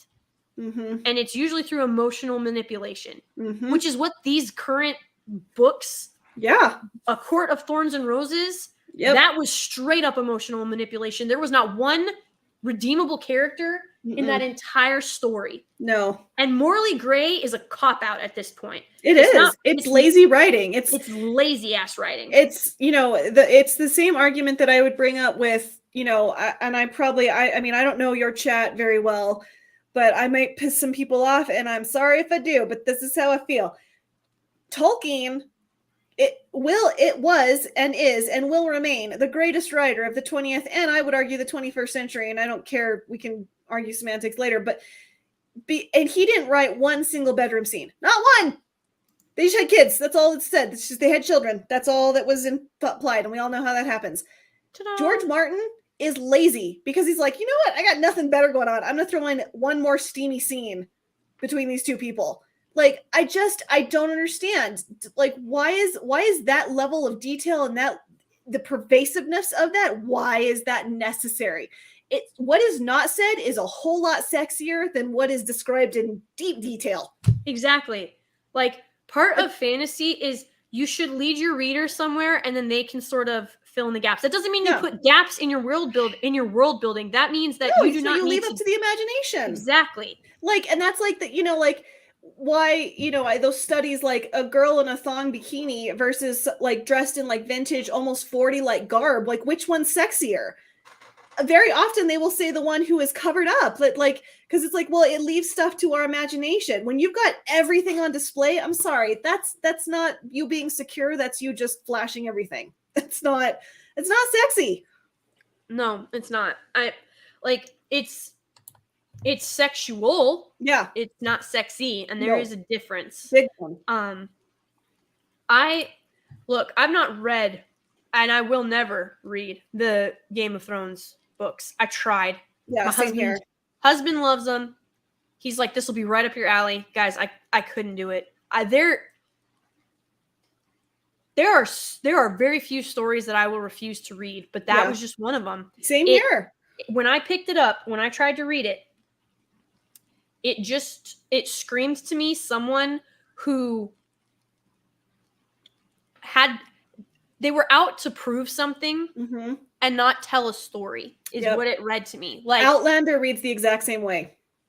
I've not read that one either. Yeah, that don't bother. You're not missing anything. I couldn't get past chapter 10.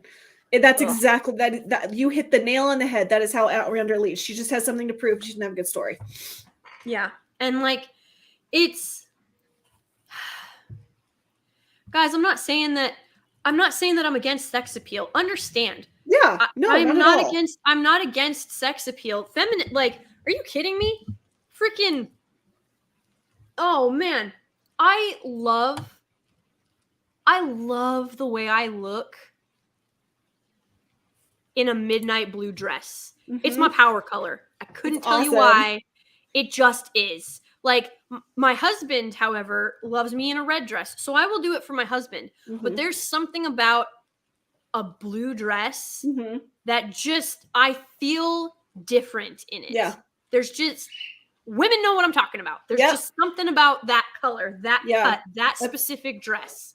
That's how I feel in dark green. And I mean, it might be arrogant, but I've got green eyes, and when I wear a dark forest green, my eyes almost turn black. It's so like, it reflects the green. That's so cool. I love I don't wear it very often, but I love wearing dark green. Yeah, I don't wear dark blue very often either, because it's like, I don't know if it's just subconsciously I'm saving it for special occasions or more important occasions or what the situation like, but it's just, there's something about it that just,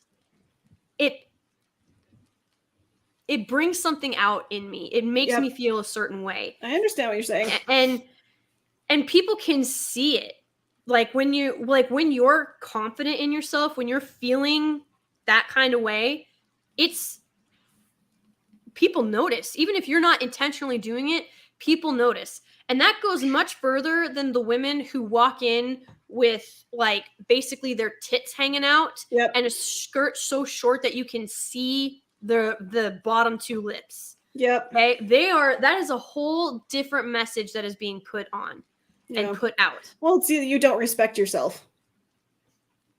Yep, or you just see yourself as an object, and this is how you get power and attention. Which, again, that like seems to go against everything that feminism stands for. I'm so confused. Yep. Like, why are you a feminist if that's how you're dressing? Yeah, it doesn't make any sense to me either. But I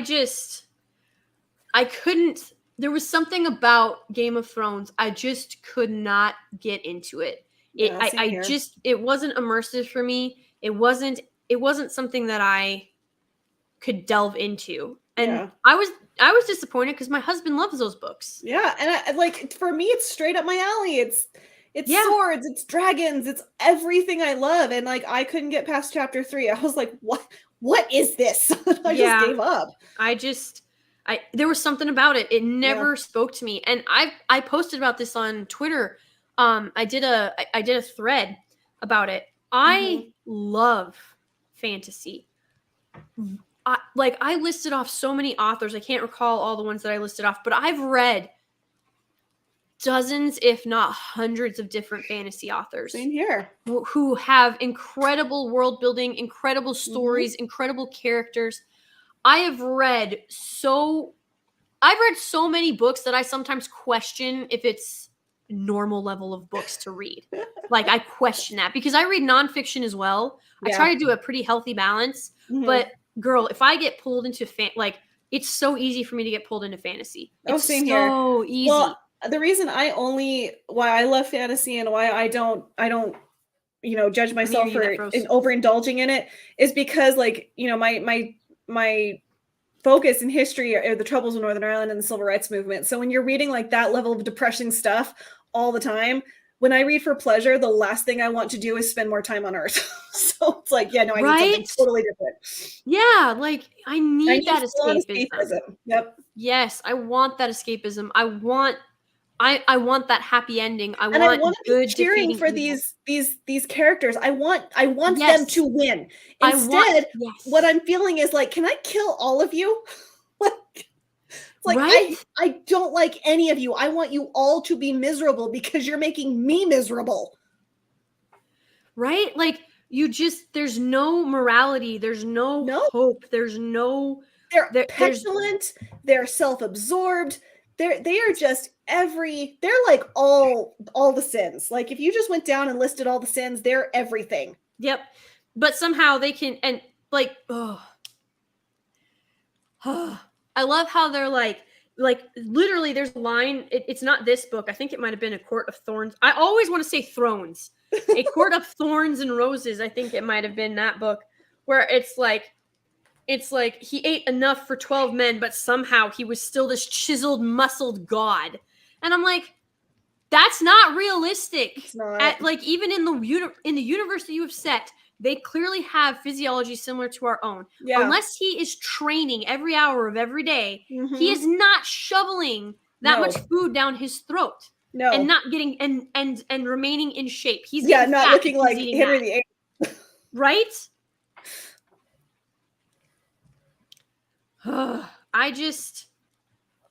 This book is just, it encompasses so much that is wrong with modern day writing. And I feel like taking all the worst tropes and all of the worst themes. I feel like what you've described is like the antithesis. Like, can it get much worse than that? I don't know. I certainly hope not.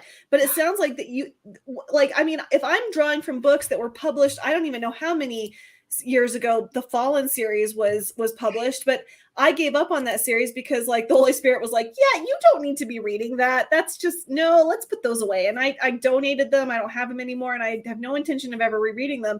If you're pulling from all these books and like all these tropes and all these religions, it just seems like you're culminating, like you said, everything bad and putting it in one book. Pretty much. So let's pray it doesn't get worse. Girl, I don't know. But I I can honestly say that I have not read a full chapter of Game of Thrones because I just couldn't. Yeah. There was just something about the book that didn't call to me, the series. Now this particular book that I'm currently reading, I think the only reason that I've even been able to get through as much of it as I have is because it's so short. Yeah. But even then, the fact that I'm trying to figure out, like, the whole reason that I'm attempting to finish this book is because I'm trying to figure out the mass appeal to this. Yeah. Guys, as I showed you earlier, this is number 9 across all of Amazon. Number 9. This book has reached number 9 on Amazon. And I cannot fathom why. The grammar is terrible. The tropes are horrific. The themes are evil. Like, They evil. are. They're just full on evil. She's got pedophilia, incest, and grooming all in the same book. Yeah. All in the same book. And she's glorified it. She doesn't even realize that she's glorifying it. And that's what is really telling about this. Like, just the depravity that is on full display and the fact that she's telling it and not showing it. It's just, and then you get exhausted with the main character because she's constantly like, oh, I'm a liability to him. You know, he's going to leave me. She's got abandonment issues. The one thing she doesn't say directly is the one thing that comes across so clearly that it's actually borderline pathetic. She has abandonment issues because she's like, he's going to leave me as soon as something prettier comes along. He's going to leave me as soon as he realizes just how much trouble I am, or how boring I am, or how plain I am, or how not beautiful I am. So not only is she basically calling him a liar because he's told her that he thinks she's the most beautiful creature he's ever seen. He's told her that he's never going to leave her. He's told her that he is loyal until death. She's calling him a liar. You know, here's the thing. It's fine if you want to start out a character with having something like abandonment issues. If you want to start out with that, that's fine. But you need to grow. Like, at one point, your character needs to start growing and being like, because again, like, that's how we were saying, like, everyone's going to come to a relationship with still scars on them, that your heart is never going to be fully healed from whatever it is you're healing from. And that's fine. That's why you have a partner. God gives you a partner to help you get through those things. So at one point, your character has to start growing. Yep. Your character, it's vital. It's called an arc. Yeah. That means it has to go somewhere. Like, you can't stay stuck. You can't stay passive throughout the entire story. It's insane. And here's the thing. Also, main character's a bitch. Like, I'm just going to come out and say it. She is a bitch. She has taken, like, the author doesn't know how to write. Like, guys, snarky comments are poor substitute for personality. Yeah. Like, looking at your dude after he's told you can't go there, or don't do that to me, it will destroy me, or if anything ever happens to you, I would die. You don't look at him after he's made that type of confession to you and go, well, maybe we'd both be better off. Or, you know, guys, here's the other thing. In fantasy, when you're set in medieval times, they had a vernacular that they spoke with. This is proof of lack of research. Yes. Because she straight up, guys, we're going to use anatomical terms that show up in this book. She literally calls it a vagina. She's like, my vagina is not to the highest bidder, or some shit like that. She's like, I'm only as good as what my husband thinks of my vagina. Of whoever that husband might be. And I'm like, what? It's not what they were calling it back then. That's not how they spoke back then. No. And then she calls him a dick, and she uses the F word. Are you serious? I'm serious. She's like, F you, F this, F everything. And I'm like, this isn't how they spoke. Like, you can't settings are important, guys. Like you can't drop your characters in a medieval. This is why I hate time traveling tropes. You can't drop your characters into a medieval setting and build your story out that way and then use modern terminology like dick and vagina. They didn't call it a dick and they didn't call it an ass. They called it an arse. Or they called it a buttocks. Yep. Or a buxom lass. Like, they didn't call them tits. Tits is in this book, too. Oh my gosh. I'm like, dude, this isn't Australia. And this is not, like, this is a medieval time. Your setting matters. Now, it does. Even if it's a made-up world, there's only one planet Earth. We all have at least some sort of understanding of what the medieval world looked like and how it sounded and like all the things, like what it was, how its rules, right? All of us understand something about the medieval world. If you're going to create a new world but set it in medieval times, sorry, it has to at some basic level follow those rules. Yep. And I'm not saying you have to go Shakespearean Old English with your writing. That's not what I'm saying. But I'm saying that if you're going to have two people addressing each other, it better be close to vernacular, or at least like if you're using modern sentence phrasing, throw in some my dears and old adages and stuff like that. You're not going to put vagina in your medieval book. No. You're not going to use the word dick. You're not going to use the word penis. You're certainly not going to. The F word hadn't even been invented yet. No, it had not. But then at one point, because again, it's an erotic scene, he's like, who's fucking you? And I'm like, what? Like, that's the first time I was like, did he just say, like, is that I just read that. I actually just read that. And I was like, no, there's no way. No, yep, that's exactly what I just read. And then she's like, you're effing me. And I'm like, what is happening? Like, these are not words that were used in this time. This is ridiculous. And then but then get this. So they're going to use the F-bomb. They're going to use dick. They're going to use vagina. But then they call prostitutes ladies of the night. Oh my God. I'm like, no, pick a lane. Pick a lane. Oh. Pick a lane. You don't get to call prostitutes ladies of the night when you're over here saying F-bombs and dick and vagina. No. You don't get both. No, you don't. At all. And then they're like, the resistance that she's found, the ratio is 1 woman to every 4 guys. So open relationships are a thing. Orgies are a thing. Being a woman of the night is not shamed, because if men, literally one of the other characters, his name is Jensen, and you're supposed to hate him, and he's a well-written slime ball, but everybody in this book is a slime ball. She just intentionally wrote this guy as a slime ball. That's the difference. Everybody else, she unintentionally wrote as a slime ball. Yeah. He was the one that she intentionally wrote as a slime ball. So this dude, Jensen, is like, you know what happens if men can't F? They fight, and then we die, and that's a problem. So you're not helping the cause by not effing all these guys. And I'm like, oh my God. What? Like, even in medieval times, especially, because he's already been because he was the one who was like, hey, you need to find a use for you, because she's like, I was a harvester. Well, there's nothing to harvest because it's winter. So there's other uses for you. Like, you could go to bed with all these guys and let them vent their sexual frustration with you. And he's like, oh, the part that I had to just recently watch, like, I set it down and walked away.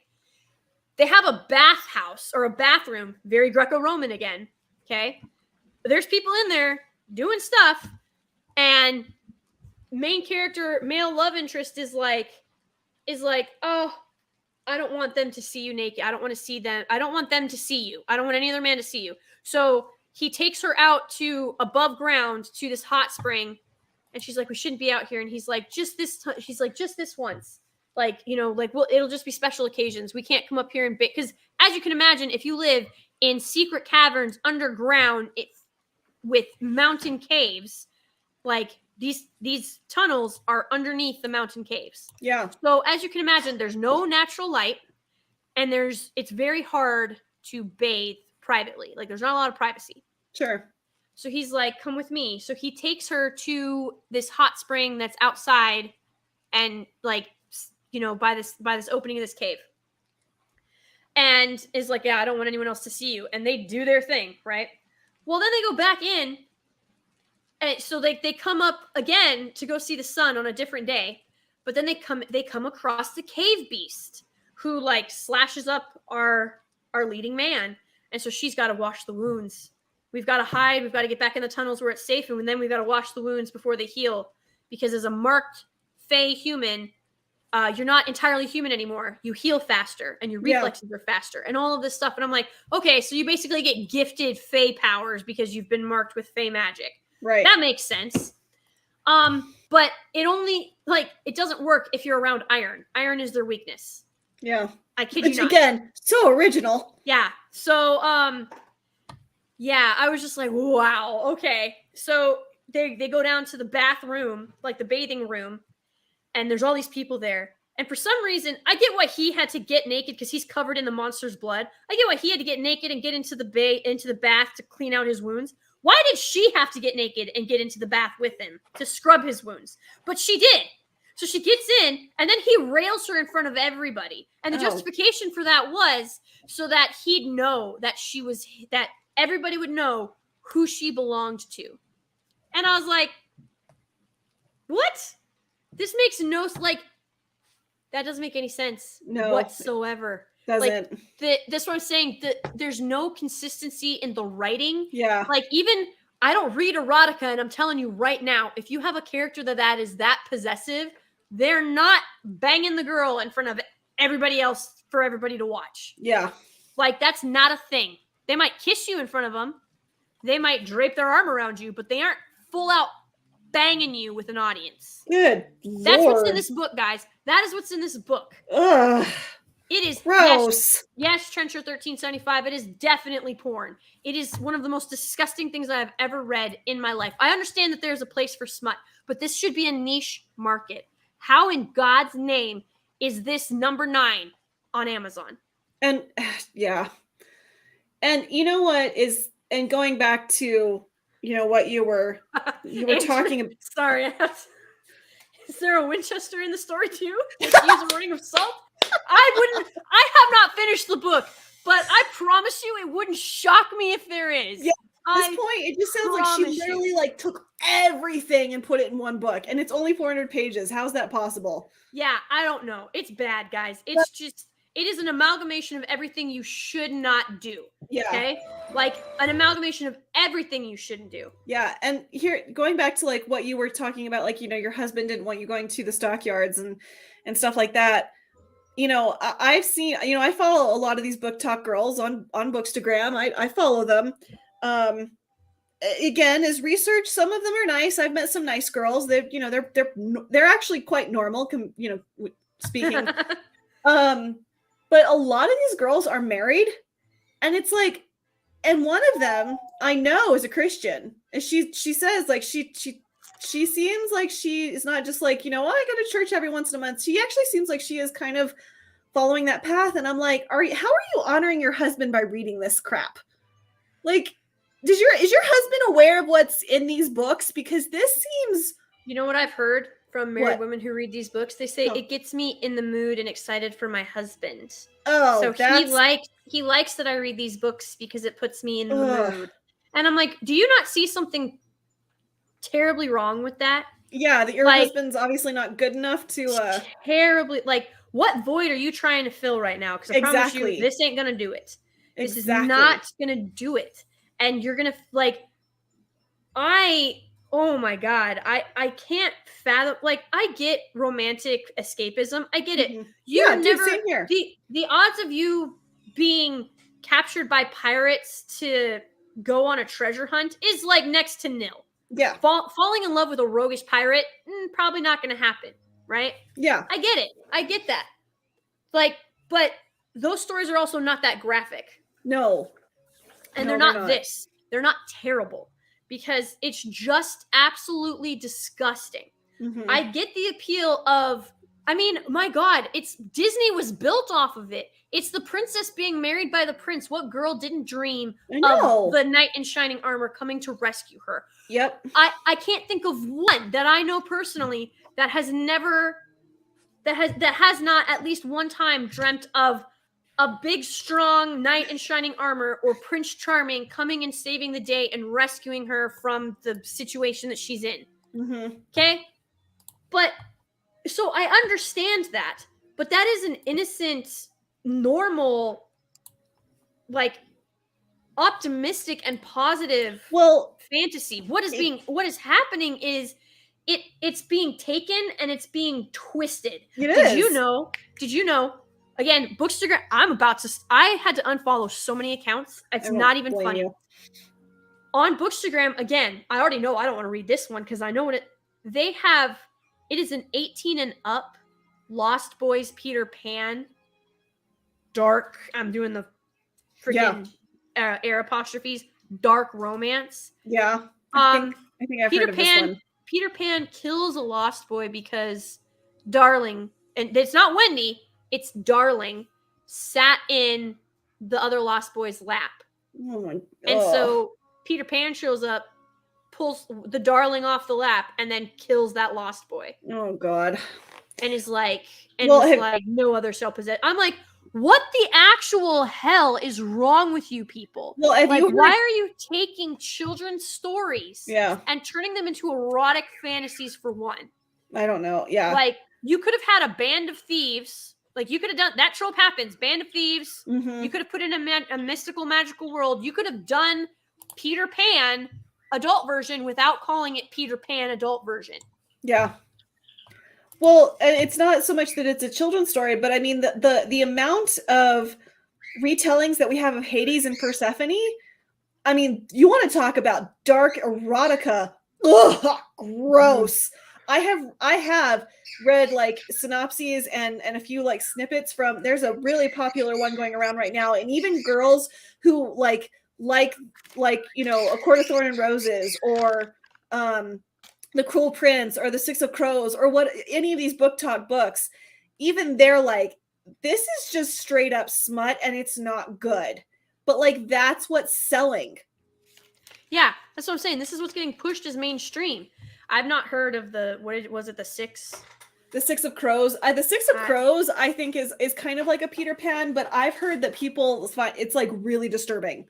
Like, I don't know if there's a whole lot of like, we have a deeply disturbed we have a deeply disturbed population right now, and this is the crap that's getting pushed. Chris Persia, this is not the book that was recommended in my book club. The book that was recommended in my book club was A Court of Thorns and Roses, which is equally as terrible as this book. But here's the thing. If this is the stuff that my algorithm is going to start, I can no longer trust the algorithm. That's where we've arrived at. My search history, my reading history, I can no longer trust that. Yeah. Like, that's a dangerous thing because I do not want to read these books. Yeah. I don't. I came across this book and it was sold as a dark fantasy with a romantic subplot. That is what it was sold to me as. That's what I thought it was going to be. That's what I thought I was going to be reading. I wasn't expecting what happened, what came of it.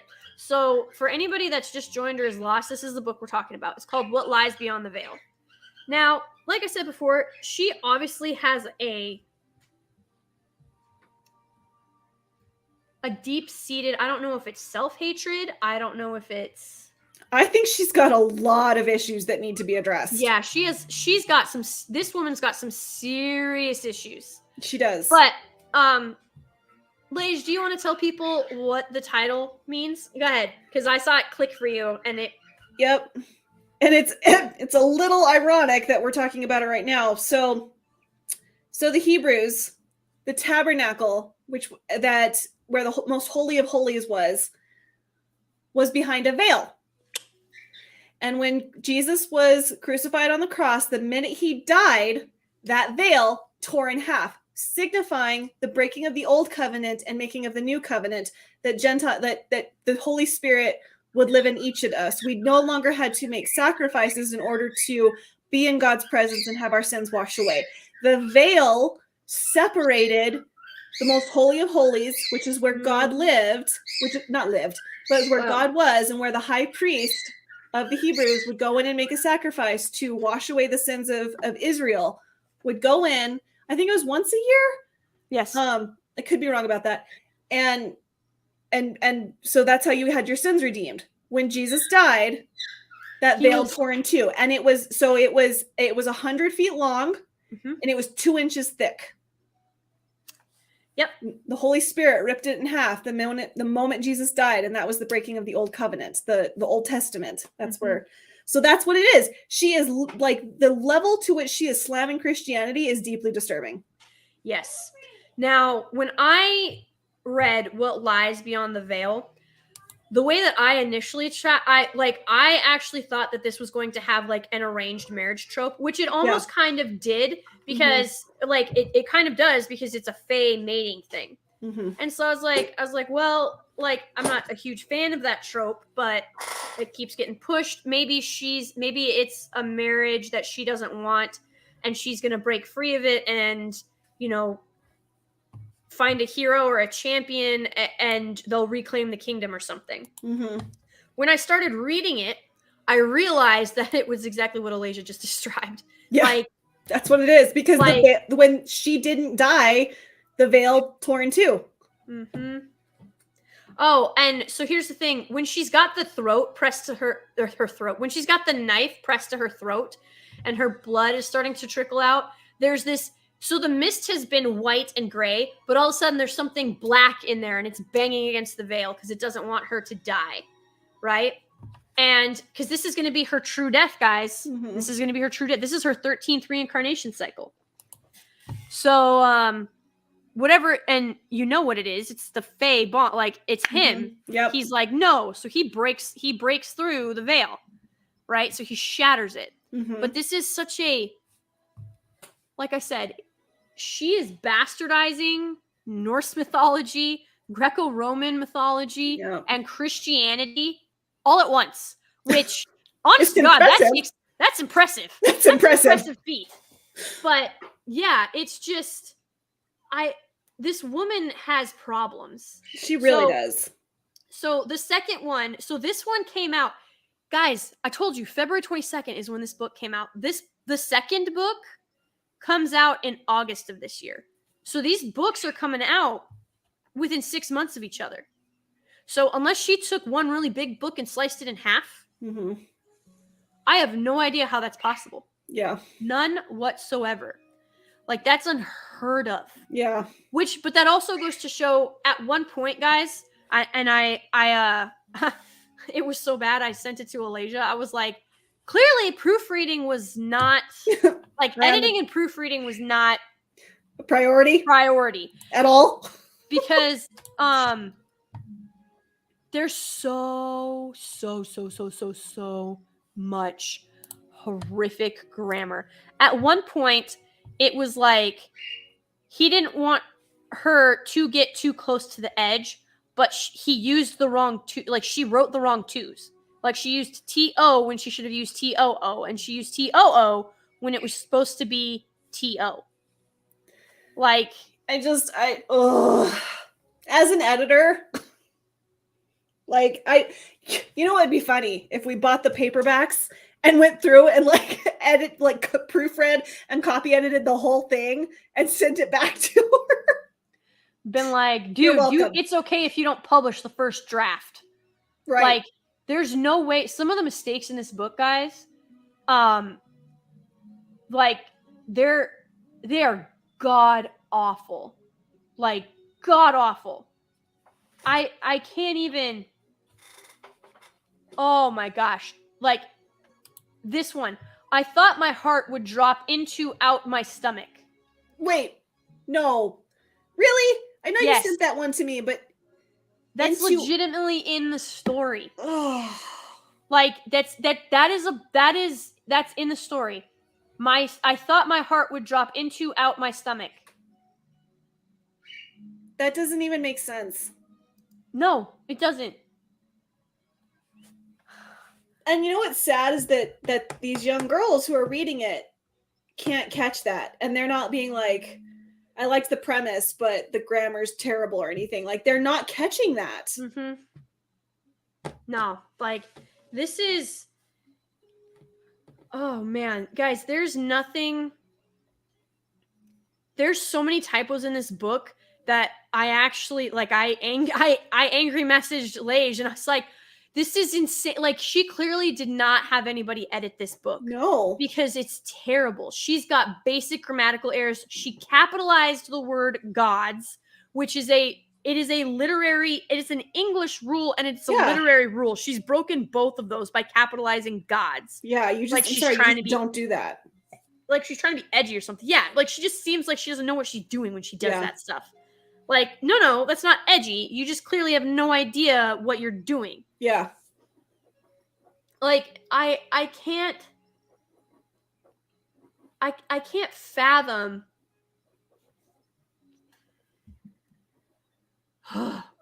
Well, the thing is, Soul Assassin, What happened? I mean, it doesn't surprise me anymore.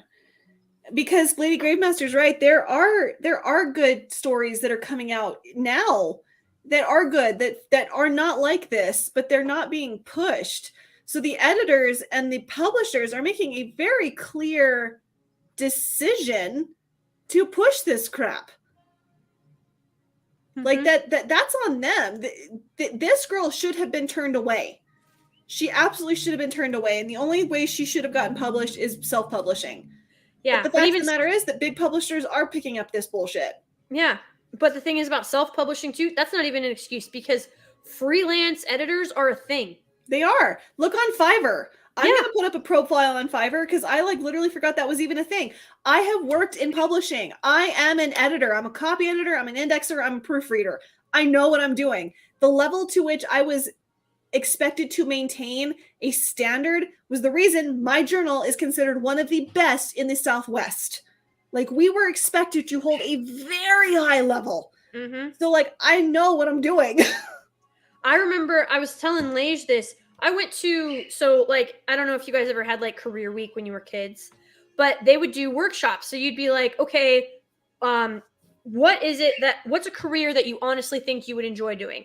And I was like, well, I like to tell stories. I love to read. I love to write. I love to tell stories. Mm-hmm. And I'm like, okay, well, we'll take you to the author workshop. And we literally sat there, and this publishing house sent editors, and they were like, editors are not the enemy, but we are, like, they were telling me they would cut out whole chapters. They will. If it makes no sense, or if it's redundant, or if it doesn't add to the plot, or if it starts a subplot that then doesn't get resolved by the author. So editors can be harsh. Like the level of red that you see when you put track changes on in Word, it's startling at first, and it can be very discouraging. But once you start going through line by line, it's actually not that big a deal. We're there to elevate your writing. That's the whole point of an editor, is to make you sound like the best version of yourself. And I guarantee you, if an editor with half a brain had actually cared about this story, they certainly wouldn't have allowed the words vagina and dick and the F-bomb to be rampant in it. No. Especially not in a medieval dark fantasy. That's not happening, guys. No. They actually use they literally say, like, at one point he says, show me your C-U-N-T. Ugh. He literally said, I'm like, what is happening right now? Because this vernacular does not match the setting in which we are in. No. Like, first of all, it completely takes you out of the story. That is breaking the fourth wall to the nth degree. It is. Do stuff like that. Yeah. Well, and then what that does, it also just clues you into the fact that she is writing this just as like, to satisfy a fantasy in her head. That's all she's doing. Yep. She's not writing because she has a deep love of writing, or she has a deep love of history, or a deep love of anything, apparently, since she's shitting on everything. What she's doing is to satisfy an empty part that her physical needs are not being met. That's the only reason she's writing. Same with Sarah Maas. Mm-hmm. Yep. They're emotionally unfulfilled, they're physically unfulfilled, and quite frankly, their mental health, they need help. They do. They need legitimate help. Yeah. Porn is not a solution to anything. No. It doesn't solve anything. It creates more problem. There are literal porn addicts, guys. Yep. And all that erotica is, it's it's non-visual, like you have to read it instead of watch it. Yep. That is what is devolved into dark, like that dark fantasy has been pulled down to this. Because when they're like, oh, dark, erotic, mesmer, like whatever, throw your word, whatever you want on it. Like, no, that's not dark fantasy. That's not even close to dark fantasy. Dark fantasy is when they're born into a world where magic is pervasive and tainted, and if it doesn't consume you and kill you, it controls you. Yeah. And so you have to fight it every minute of the day, and you're attempting to, dislodge the rot from the source. Yeah. So you have to go kill the sorceress, or you have to go purify the pool, or whatever it is. Yeah. Okay? You have a mission, you have a purpose, you have a plot, and you have character arcs, for the love of God. Yeah. But no, the only reason any of these women are writing is to fulfill some unmet need in their life. They're thinking up the steamy scenes. That's their fantasy. That's what they want to happen to them, and they're building a story around that. A very poorly constructed one. They're not writing to write a good story. They're writing a story to fit some erotic scenes that they thought of. That's it. That is it. They've done minimal, if any, research. Proofreading and editing is essentially nil. Yeah. I have to wonder if she deliberately ignored, going through an editor because they knew that they, if she found a good one, that they'd rip her to shreds. Probably. I have no idea. I know she is publishing under a pseudonym for a reason. Yeah. But she also gave us all her own names, so I'm like, that seemed to defeat the whole purpose of a pseudonym. Yep, completely defeats the purpose of the pseudonym, but whatever. And I cannot imagine a world where this is the type of writing that is going to be produced from here on out. Yeah. Because it's not hope. Like, I said this before on a stream. I don't remember which one, but I will repeat it.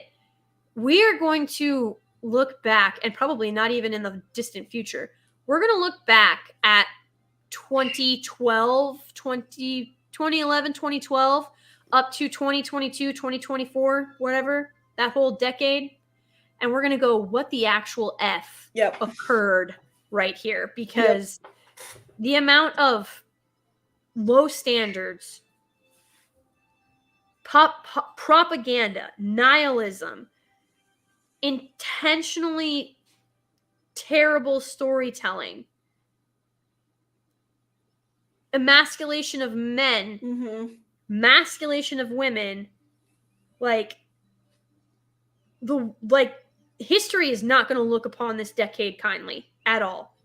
No, it won't. None whatsoever. But I will say, because I've talked with one of my friends about this is why we have the rebellion. Gina started it, and that's why, and I've talked about this extensively. We can sit here and complain until we're blue in the face, and I'm sorry, I just don't think it's going to change anything unless you start actively trying to fix the situation, whether you start writing, you start finding people to support who are writing, or whatever it is, filmmaking. I don't care what it is. If someone is working against the grain because they see an issue in whatever it is that they see an issue in, go support that person. And if you feel like you have a talent to start fixing the problem, I'm sorry, sit down and start doing it. I know it's scary. Yeah, it's scary. Anything new is scary. Welcome to the club. We have to start fighting back.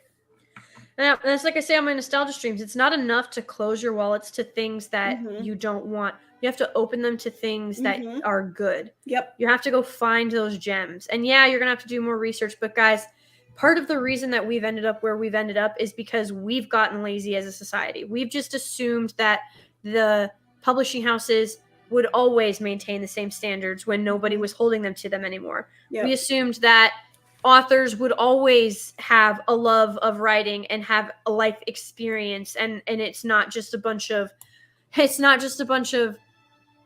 ideology and quotes from people that they think are, smart or better than them or whatever, better than you. Yeah. So you have to actively be involved in good writing. And honestly, you got to start being aggressive with these, like aggressively call these people out. Tell them you don't want this. Push back and push back hard. I mean, it's long overdue, but guys, you can still be civil and aggressive. It is possible if civility is your concern. But there is a fine line between civility and cowardice. Like, don't hide behind civility because because you don't want to be called a name. It's just a name. It's just a name. And if you know it's not true, don't let it bother you. Yeah. I've been called so many horrible things. Like, let them cry. Yeah, just do not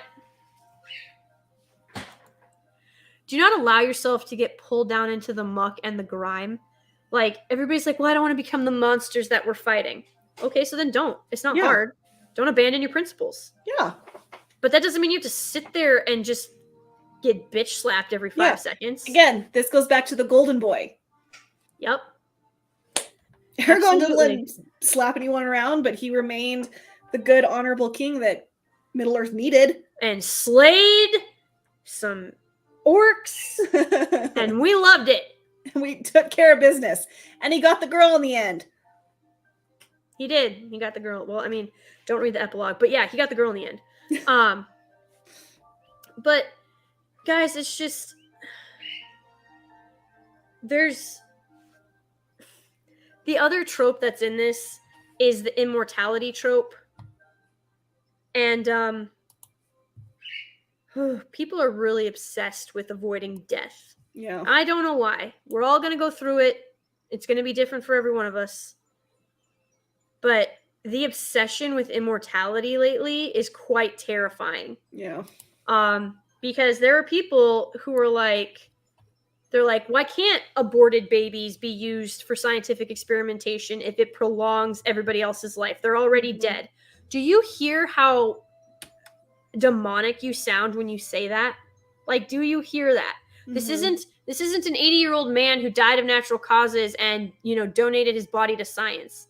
These are infants that were ripped from their mother's womb, and then you're poking and prodding at them with scalpels and needles and slicing organs out.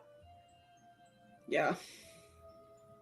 Like, there's a difference. There is. So, a massive difference. The immortality trope is another one that I'm ready to kind of see either go back to being, I can't even say wholesome, but like, either don't write it or don't make it apparent how terrified of death you are when you do. Yeah. Like, yes, Soul Assassin, that is exactly it. They are definitely afraid of what's coming. And guys, this isn't a nostalgia stream. This is very much a warning and trying to discuss what's happening in literature. It's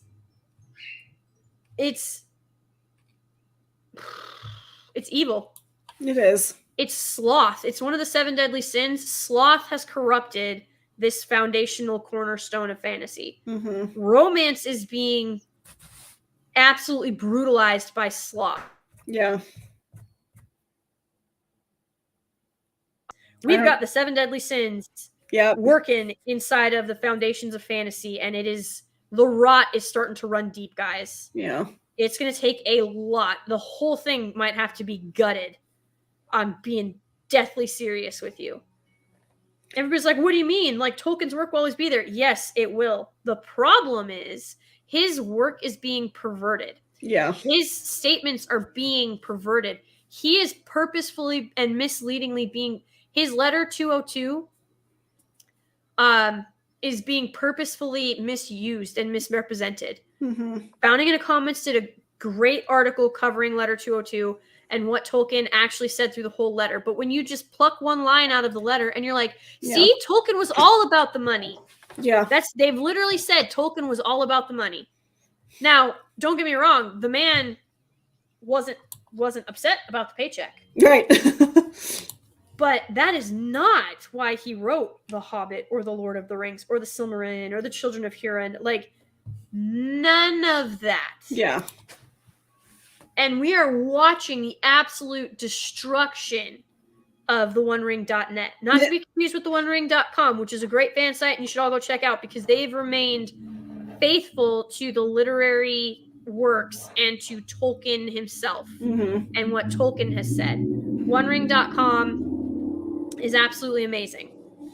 OneRing.net, not so much. Yeah. Like, they've literally, they go by torn is what they call themselves. Yeah. They've torn themselves to bits and pieces. What is so funny is that I warned them that was going to happen in the thread that got me blocked. And like, oh, that's girl, I did the same. I did the same.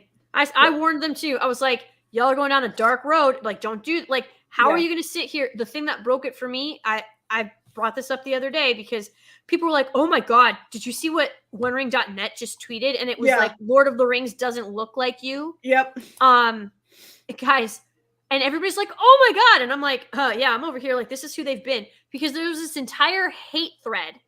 Because first of all, Torn called a devout Catholic professor who hated industrialism. They called him woke. Yep. But the thing that made me snap and the thread, my response that got me blocked was there was a thread by a feminist, whatever, who was like, Tolkien was he was a massive racist who didn't care, like the orcs are like did the whole 10 yards of stuff, called Tolkien a racist to the core, that racist was this old white guy, and Tolkien's this racist old white guy. And at the end of the thread, Torn's response was, great thread. It's really interesting to see it from this perspective. And I'm like, great thread? She literally just called Tolkien an effing racist. Yeah. Like, he fought Germans in World War I to help liberate people who didn't look like him, I promise you. Yeah. How on earth? I was like, and then his son had to go to war. What is the matter with you? I was like, you clearly don't know Tolkien or history. You're pandering to people who don't care about Tolkien. They don't care about Lord of the Rings. They don't care about fantasy. They don't care about storytelling. They only care about attention and how they can use virtue signal against people who've been dead for whether for decades or for centuries to boost their own popularity and to boost their own recognition. These people, when the dust, like, nobody's going to remember these people's names. Nobody's going to think about them. Nobody's going to call them great. Nobody's going to call them the father of modern fantasy. Yep. None of that is going to happen. No one, I mean, hardly anyone knows who they are now. And the people who do know them are largely mocking them. Yep. So guys, the rot has come to the foundation stones of fantasy. And it is literally up to every single one of us to make sure that it doesn't cause the whole thing to crumble.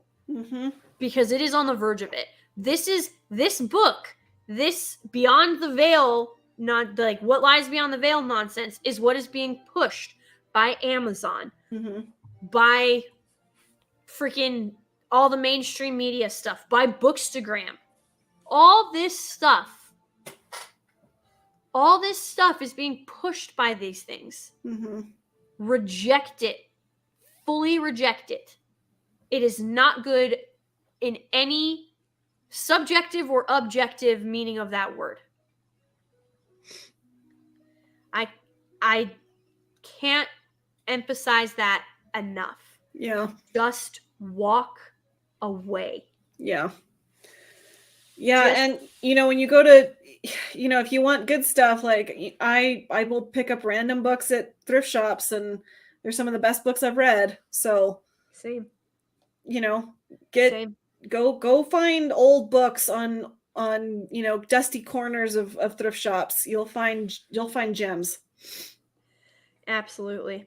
Well, guys, we have been here for 2.5 hours. Hopefully you've all learned something.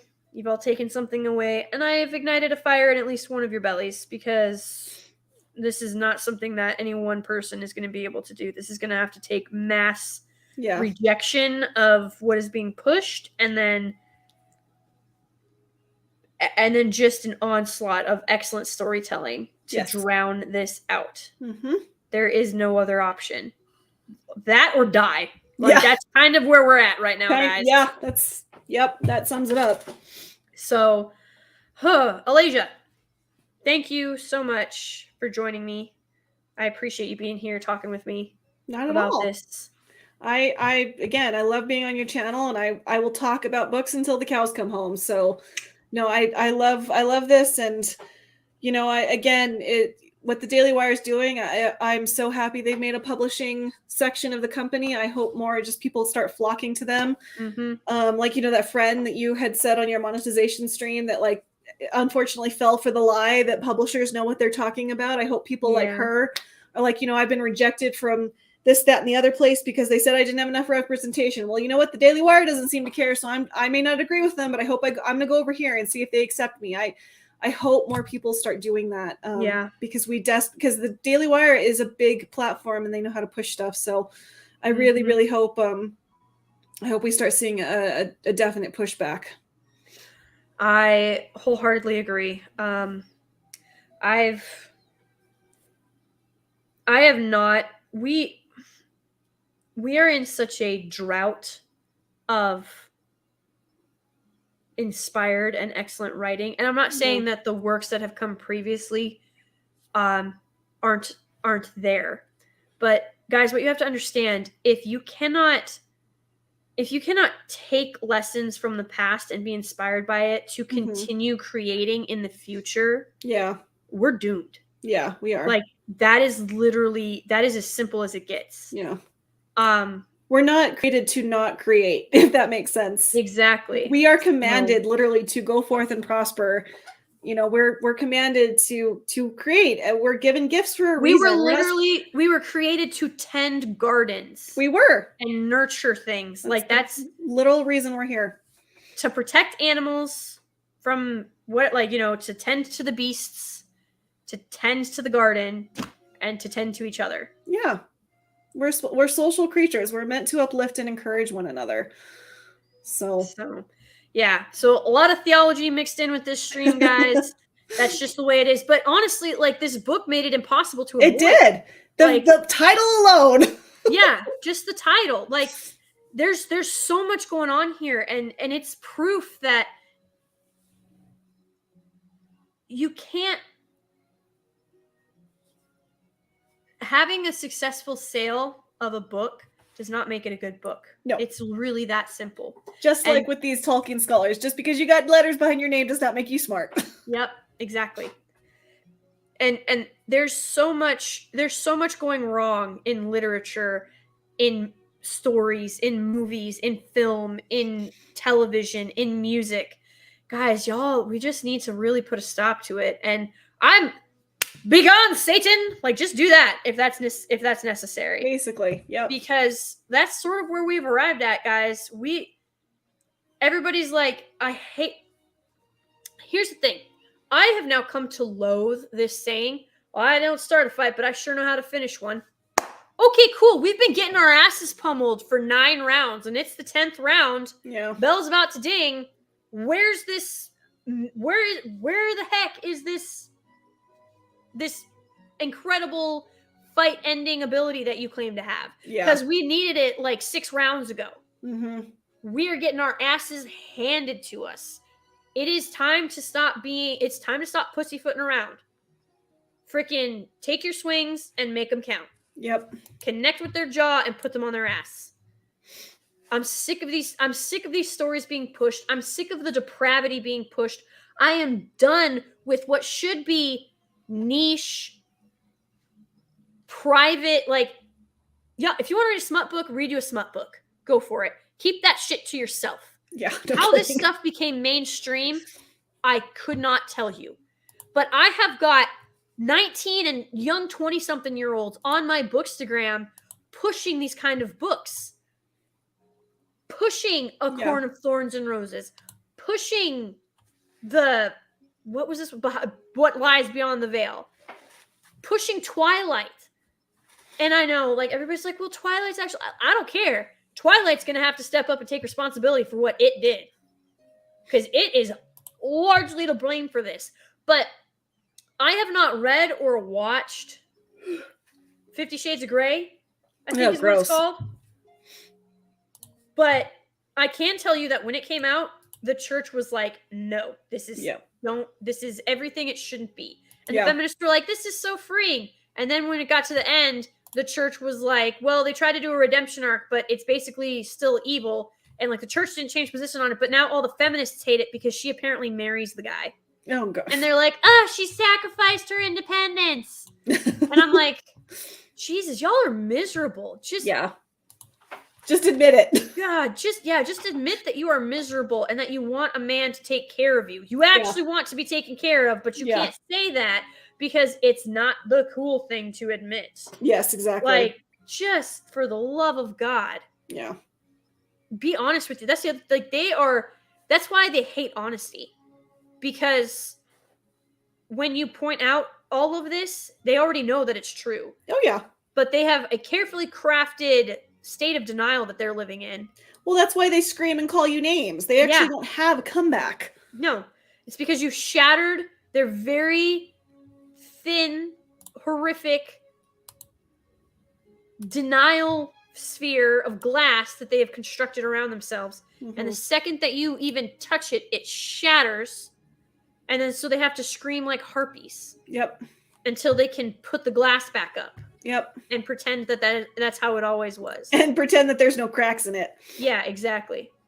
So I just, like I said, I'm not adverse to a romantic subplot. I just do not need the graphic eroticism that has been pervasive in fantasy lately. And I love romantic fantasy. Again, Robin McKinley, her so it's a two-parter. It's the Sword and the Crown and the Blue Sword.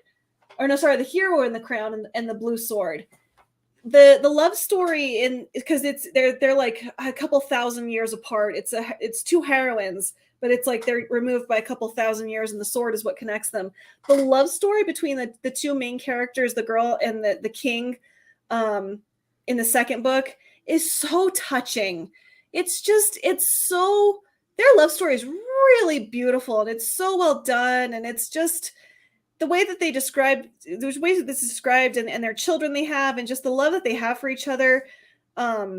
So beautifully done. But it's a fantastical universe, and there's a fantastical story, and the romance is the subplot, and it really doesn't show itself until the very end. Like you have to wonder, like, did these people even like each other? But they just seem so like neutral towards each other. But the love story comes in at the end, and it's so well done.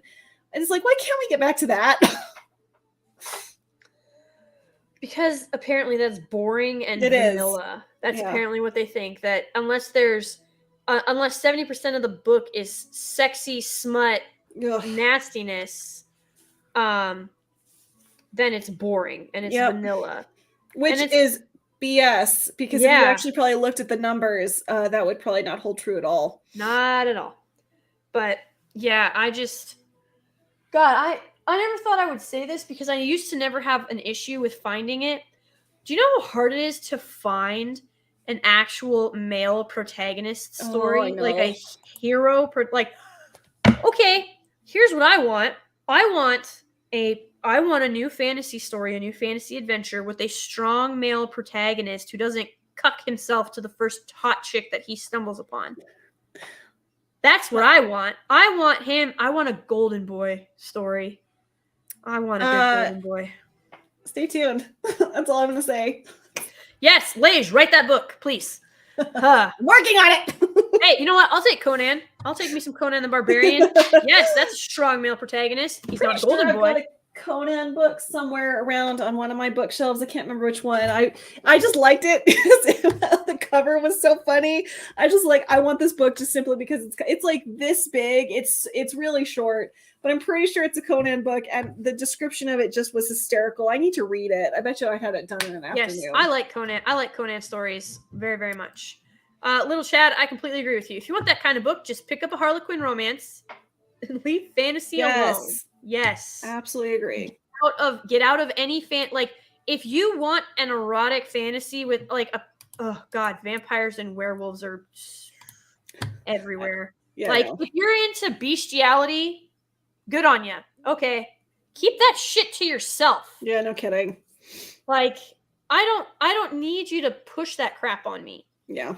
But okay, it's like, well, he was cursed a werewolf, but I love the man, not the beast. Okay, well that's fine. So is the plot of the story you're trying to help lift the werewolf curse? I can get on board with that. Yeah, totally. That's not what's happening. It's the beast inside of him came out and ravaged me. And I'm like, dude, yeah, where did this even come from? I know. Like, I thought this was supposed to be a book about a war between humans and werewolves.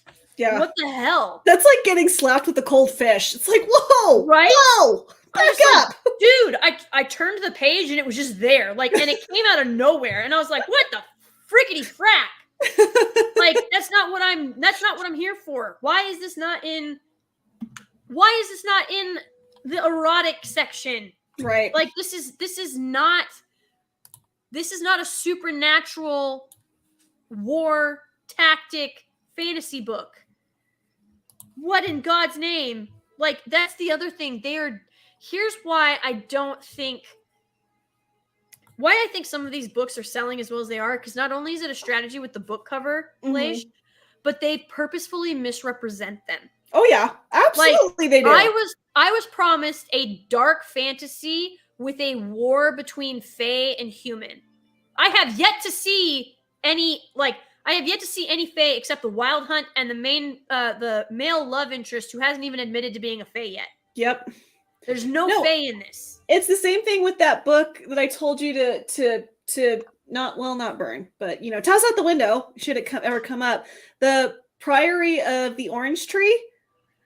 First of all, stupidest name on the planet.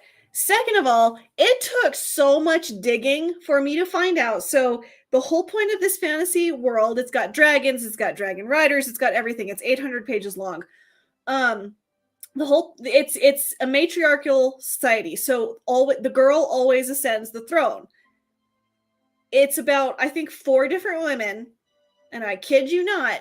And the level to which I had to dig to find this out it was so infuriating. And I don't know why I kept going, but I'm glad I did. Every single character is lesbian. So I'm like, how was the queen supposed to have a daughter? How's that work? Because I don't know. It doesn't. That's the other thing. But they deliberately misrepresented it, because nowhere does it say that it's LGBT, whatever. Nowhere in any of the promotional stuff. You just think it's a fantasy story about a bunch of women. What you don't realize is that it's got a lot of lesbian sex in it. So why not just market as that? If everybody's so woke, why are you not marketing as that? Because that shit doesn't sell. This shit doesn't sell. This shit that that I'm probably not even going to finish, it doesn't actually sell. That's why they had to give it to you for free. Yes. Exactly. That's why I can get it on my Kindle Unlimited. And thank God I didn't pay for this trash. But now it's probably going to screw up my entire Kindle library. I'm going to get nothing but smut books after this. Yep. But do not tell me something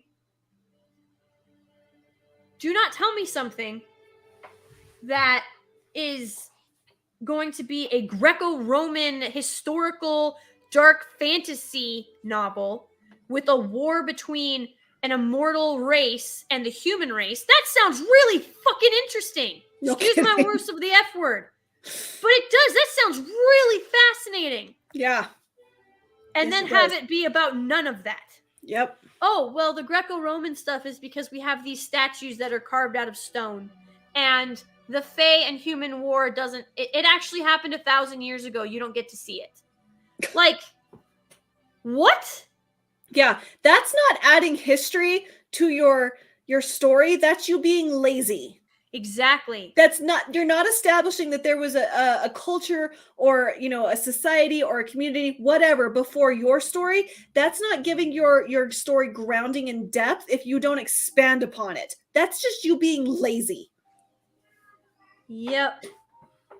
And I'm so done with lazy writing. Lazy writing that gets paid. Yep. I'm done with it. I am because too. It just reinforces these tropes and this stigma and this horrific cycle that we're in. Yeah. It seems like no matter what you do, you just, it's like you can't pick up a new book anymore and No. trust what's being told to you about it. No, you can't. You can't just delve into a story without being slapped in the face with an agenda, whether it be like some kind of propaganda, whether it be sexual, political, global, environmental, all of those. It's pervasive. It's seeping into everything. And now if you tell a story just to tell a story, you're hateful and discriminatory. And it's like, no, I just wanted to tell a good story. That's it. Yeah. There was no discrimination involved. Yeah. But yeah, now anytime you pick anything up, you're going to be like, what is actually going to be waiting for me? And like, I can't trust children's books. I have to read, like, so much of my time now has gone to reading my children's books before they read them. I've got 2 kids who are reading chapter books, and I have to go in and read what they want to read before they read it to make sure that there isn't something devious inside of it. And I have found several books where oral sex is being performed in a book that's marked for 11-year-olds. Oh my God. It's just disgusting. Lord. It's terrifying and disgusting, but this is the world that we are currently living in. And it's horrific. But so I do have a couple of donations. Thank you so much, guys. We've been here for almost 3 hours, about 2 hours and 51 minutes. So I will not keep you or Lage much longer because I know that it's a Saturday and a lot of people try to get a lot of things done on Saturdays. But this felt like a stream that just couldn't wait. Like it's the deception the deception that has been involved with posturing these things as something that they are not. It needs to be called out. And you guys, like, just be vigilant when it comes to stories, because now I don't trust. If someone came to me and said, hey, this is a high fantasy novel about a hero who has to decide between his throne and his, like, you know, ascending the throne or saving his country, and he has to make a sacrifice either way. And when it comes down to it, he has to fight this great war to seal the gates of hell. That sounds really fascinating. But now I'm going to wonder, okay, but what, like, is there messaging in it? Like, is there strong, like, is he really the hero? Is he really going to save the day? Is he going to make that sacrifice? Do the stakes even matter? Because that's the other thing that's happening in these books, guys. They make it sound like there's all these stakes and all this, like, all of this is on the line. And then, like, there's no stakes. There's nothing. It just, everything works out fine. And that is boring. Yeah, it is. Untamed Mando for $10, just a $10 donation. Thank you so much, Untamed Mando. I really appreciate it. Cal G for $2 says, so being a virgin is a trigger warning, but scenes of her self-insert getting ran through like track meet, grooming, and possessiveness isn't. This author needs help. Reject modernity, embrace good storytelling, and here's something for your troubles. Thank you so much, Cal G. And yeah, you pretty much nailed it on the head. Being a virgin is a trigger warning. Because it's purity cult. Like, how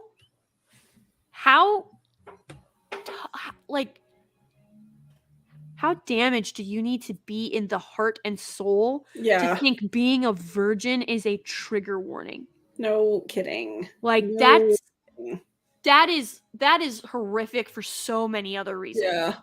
And then Andrew Hoyle became a new member at the Ocarina level. Thank you so much, Andrew. We have, I think, like, if you check out my posts, I do have a members only book club that I will be starting. I've got the rough outlines of what we're going to do, but we're not quite ready to start yet. I'm going to get other stuff together. They will be Saturday afternoon in the States streams, and they'll be monthly. But Andrew, you're welcome to join those. Those will be member only chats, and then they'll be made public after. Because I really want you guys to find good books. Something you're going to love. Something Definitely you're going to enjoy. Be looking at those.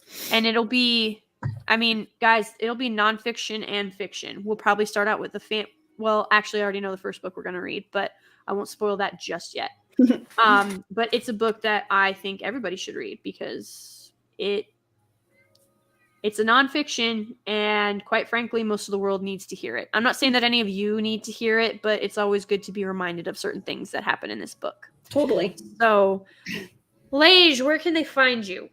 So they can find me on Twitter and Instagram at Troubled Green.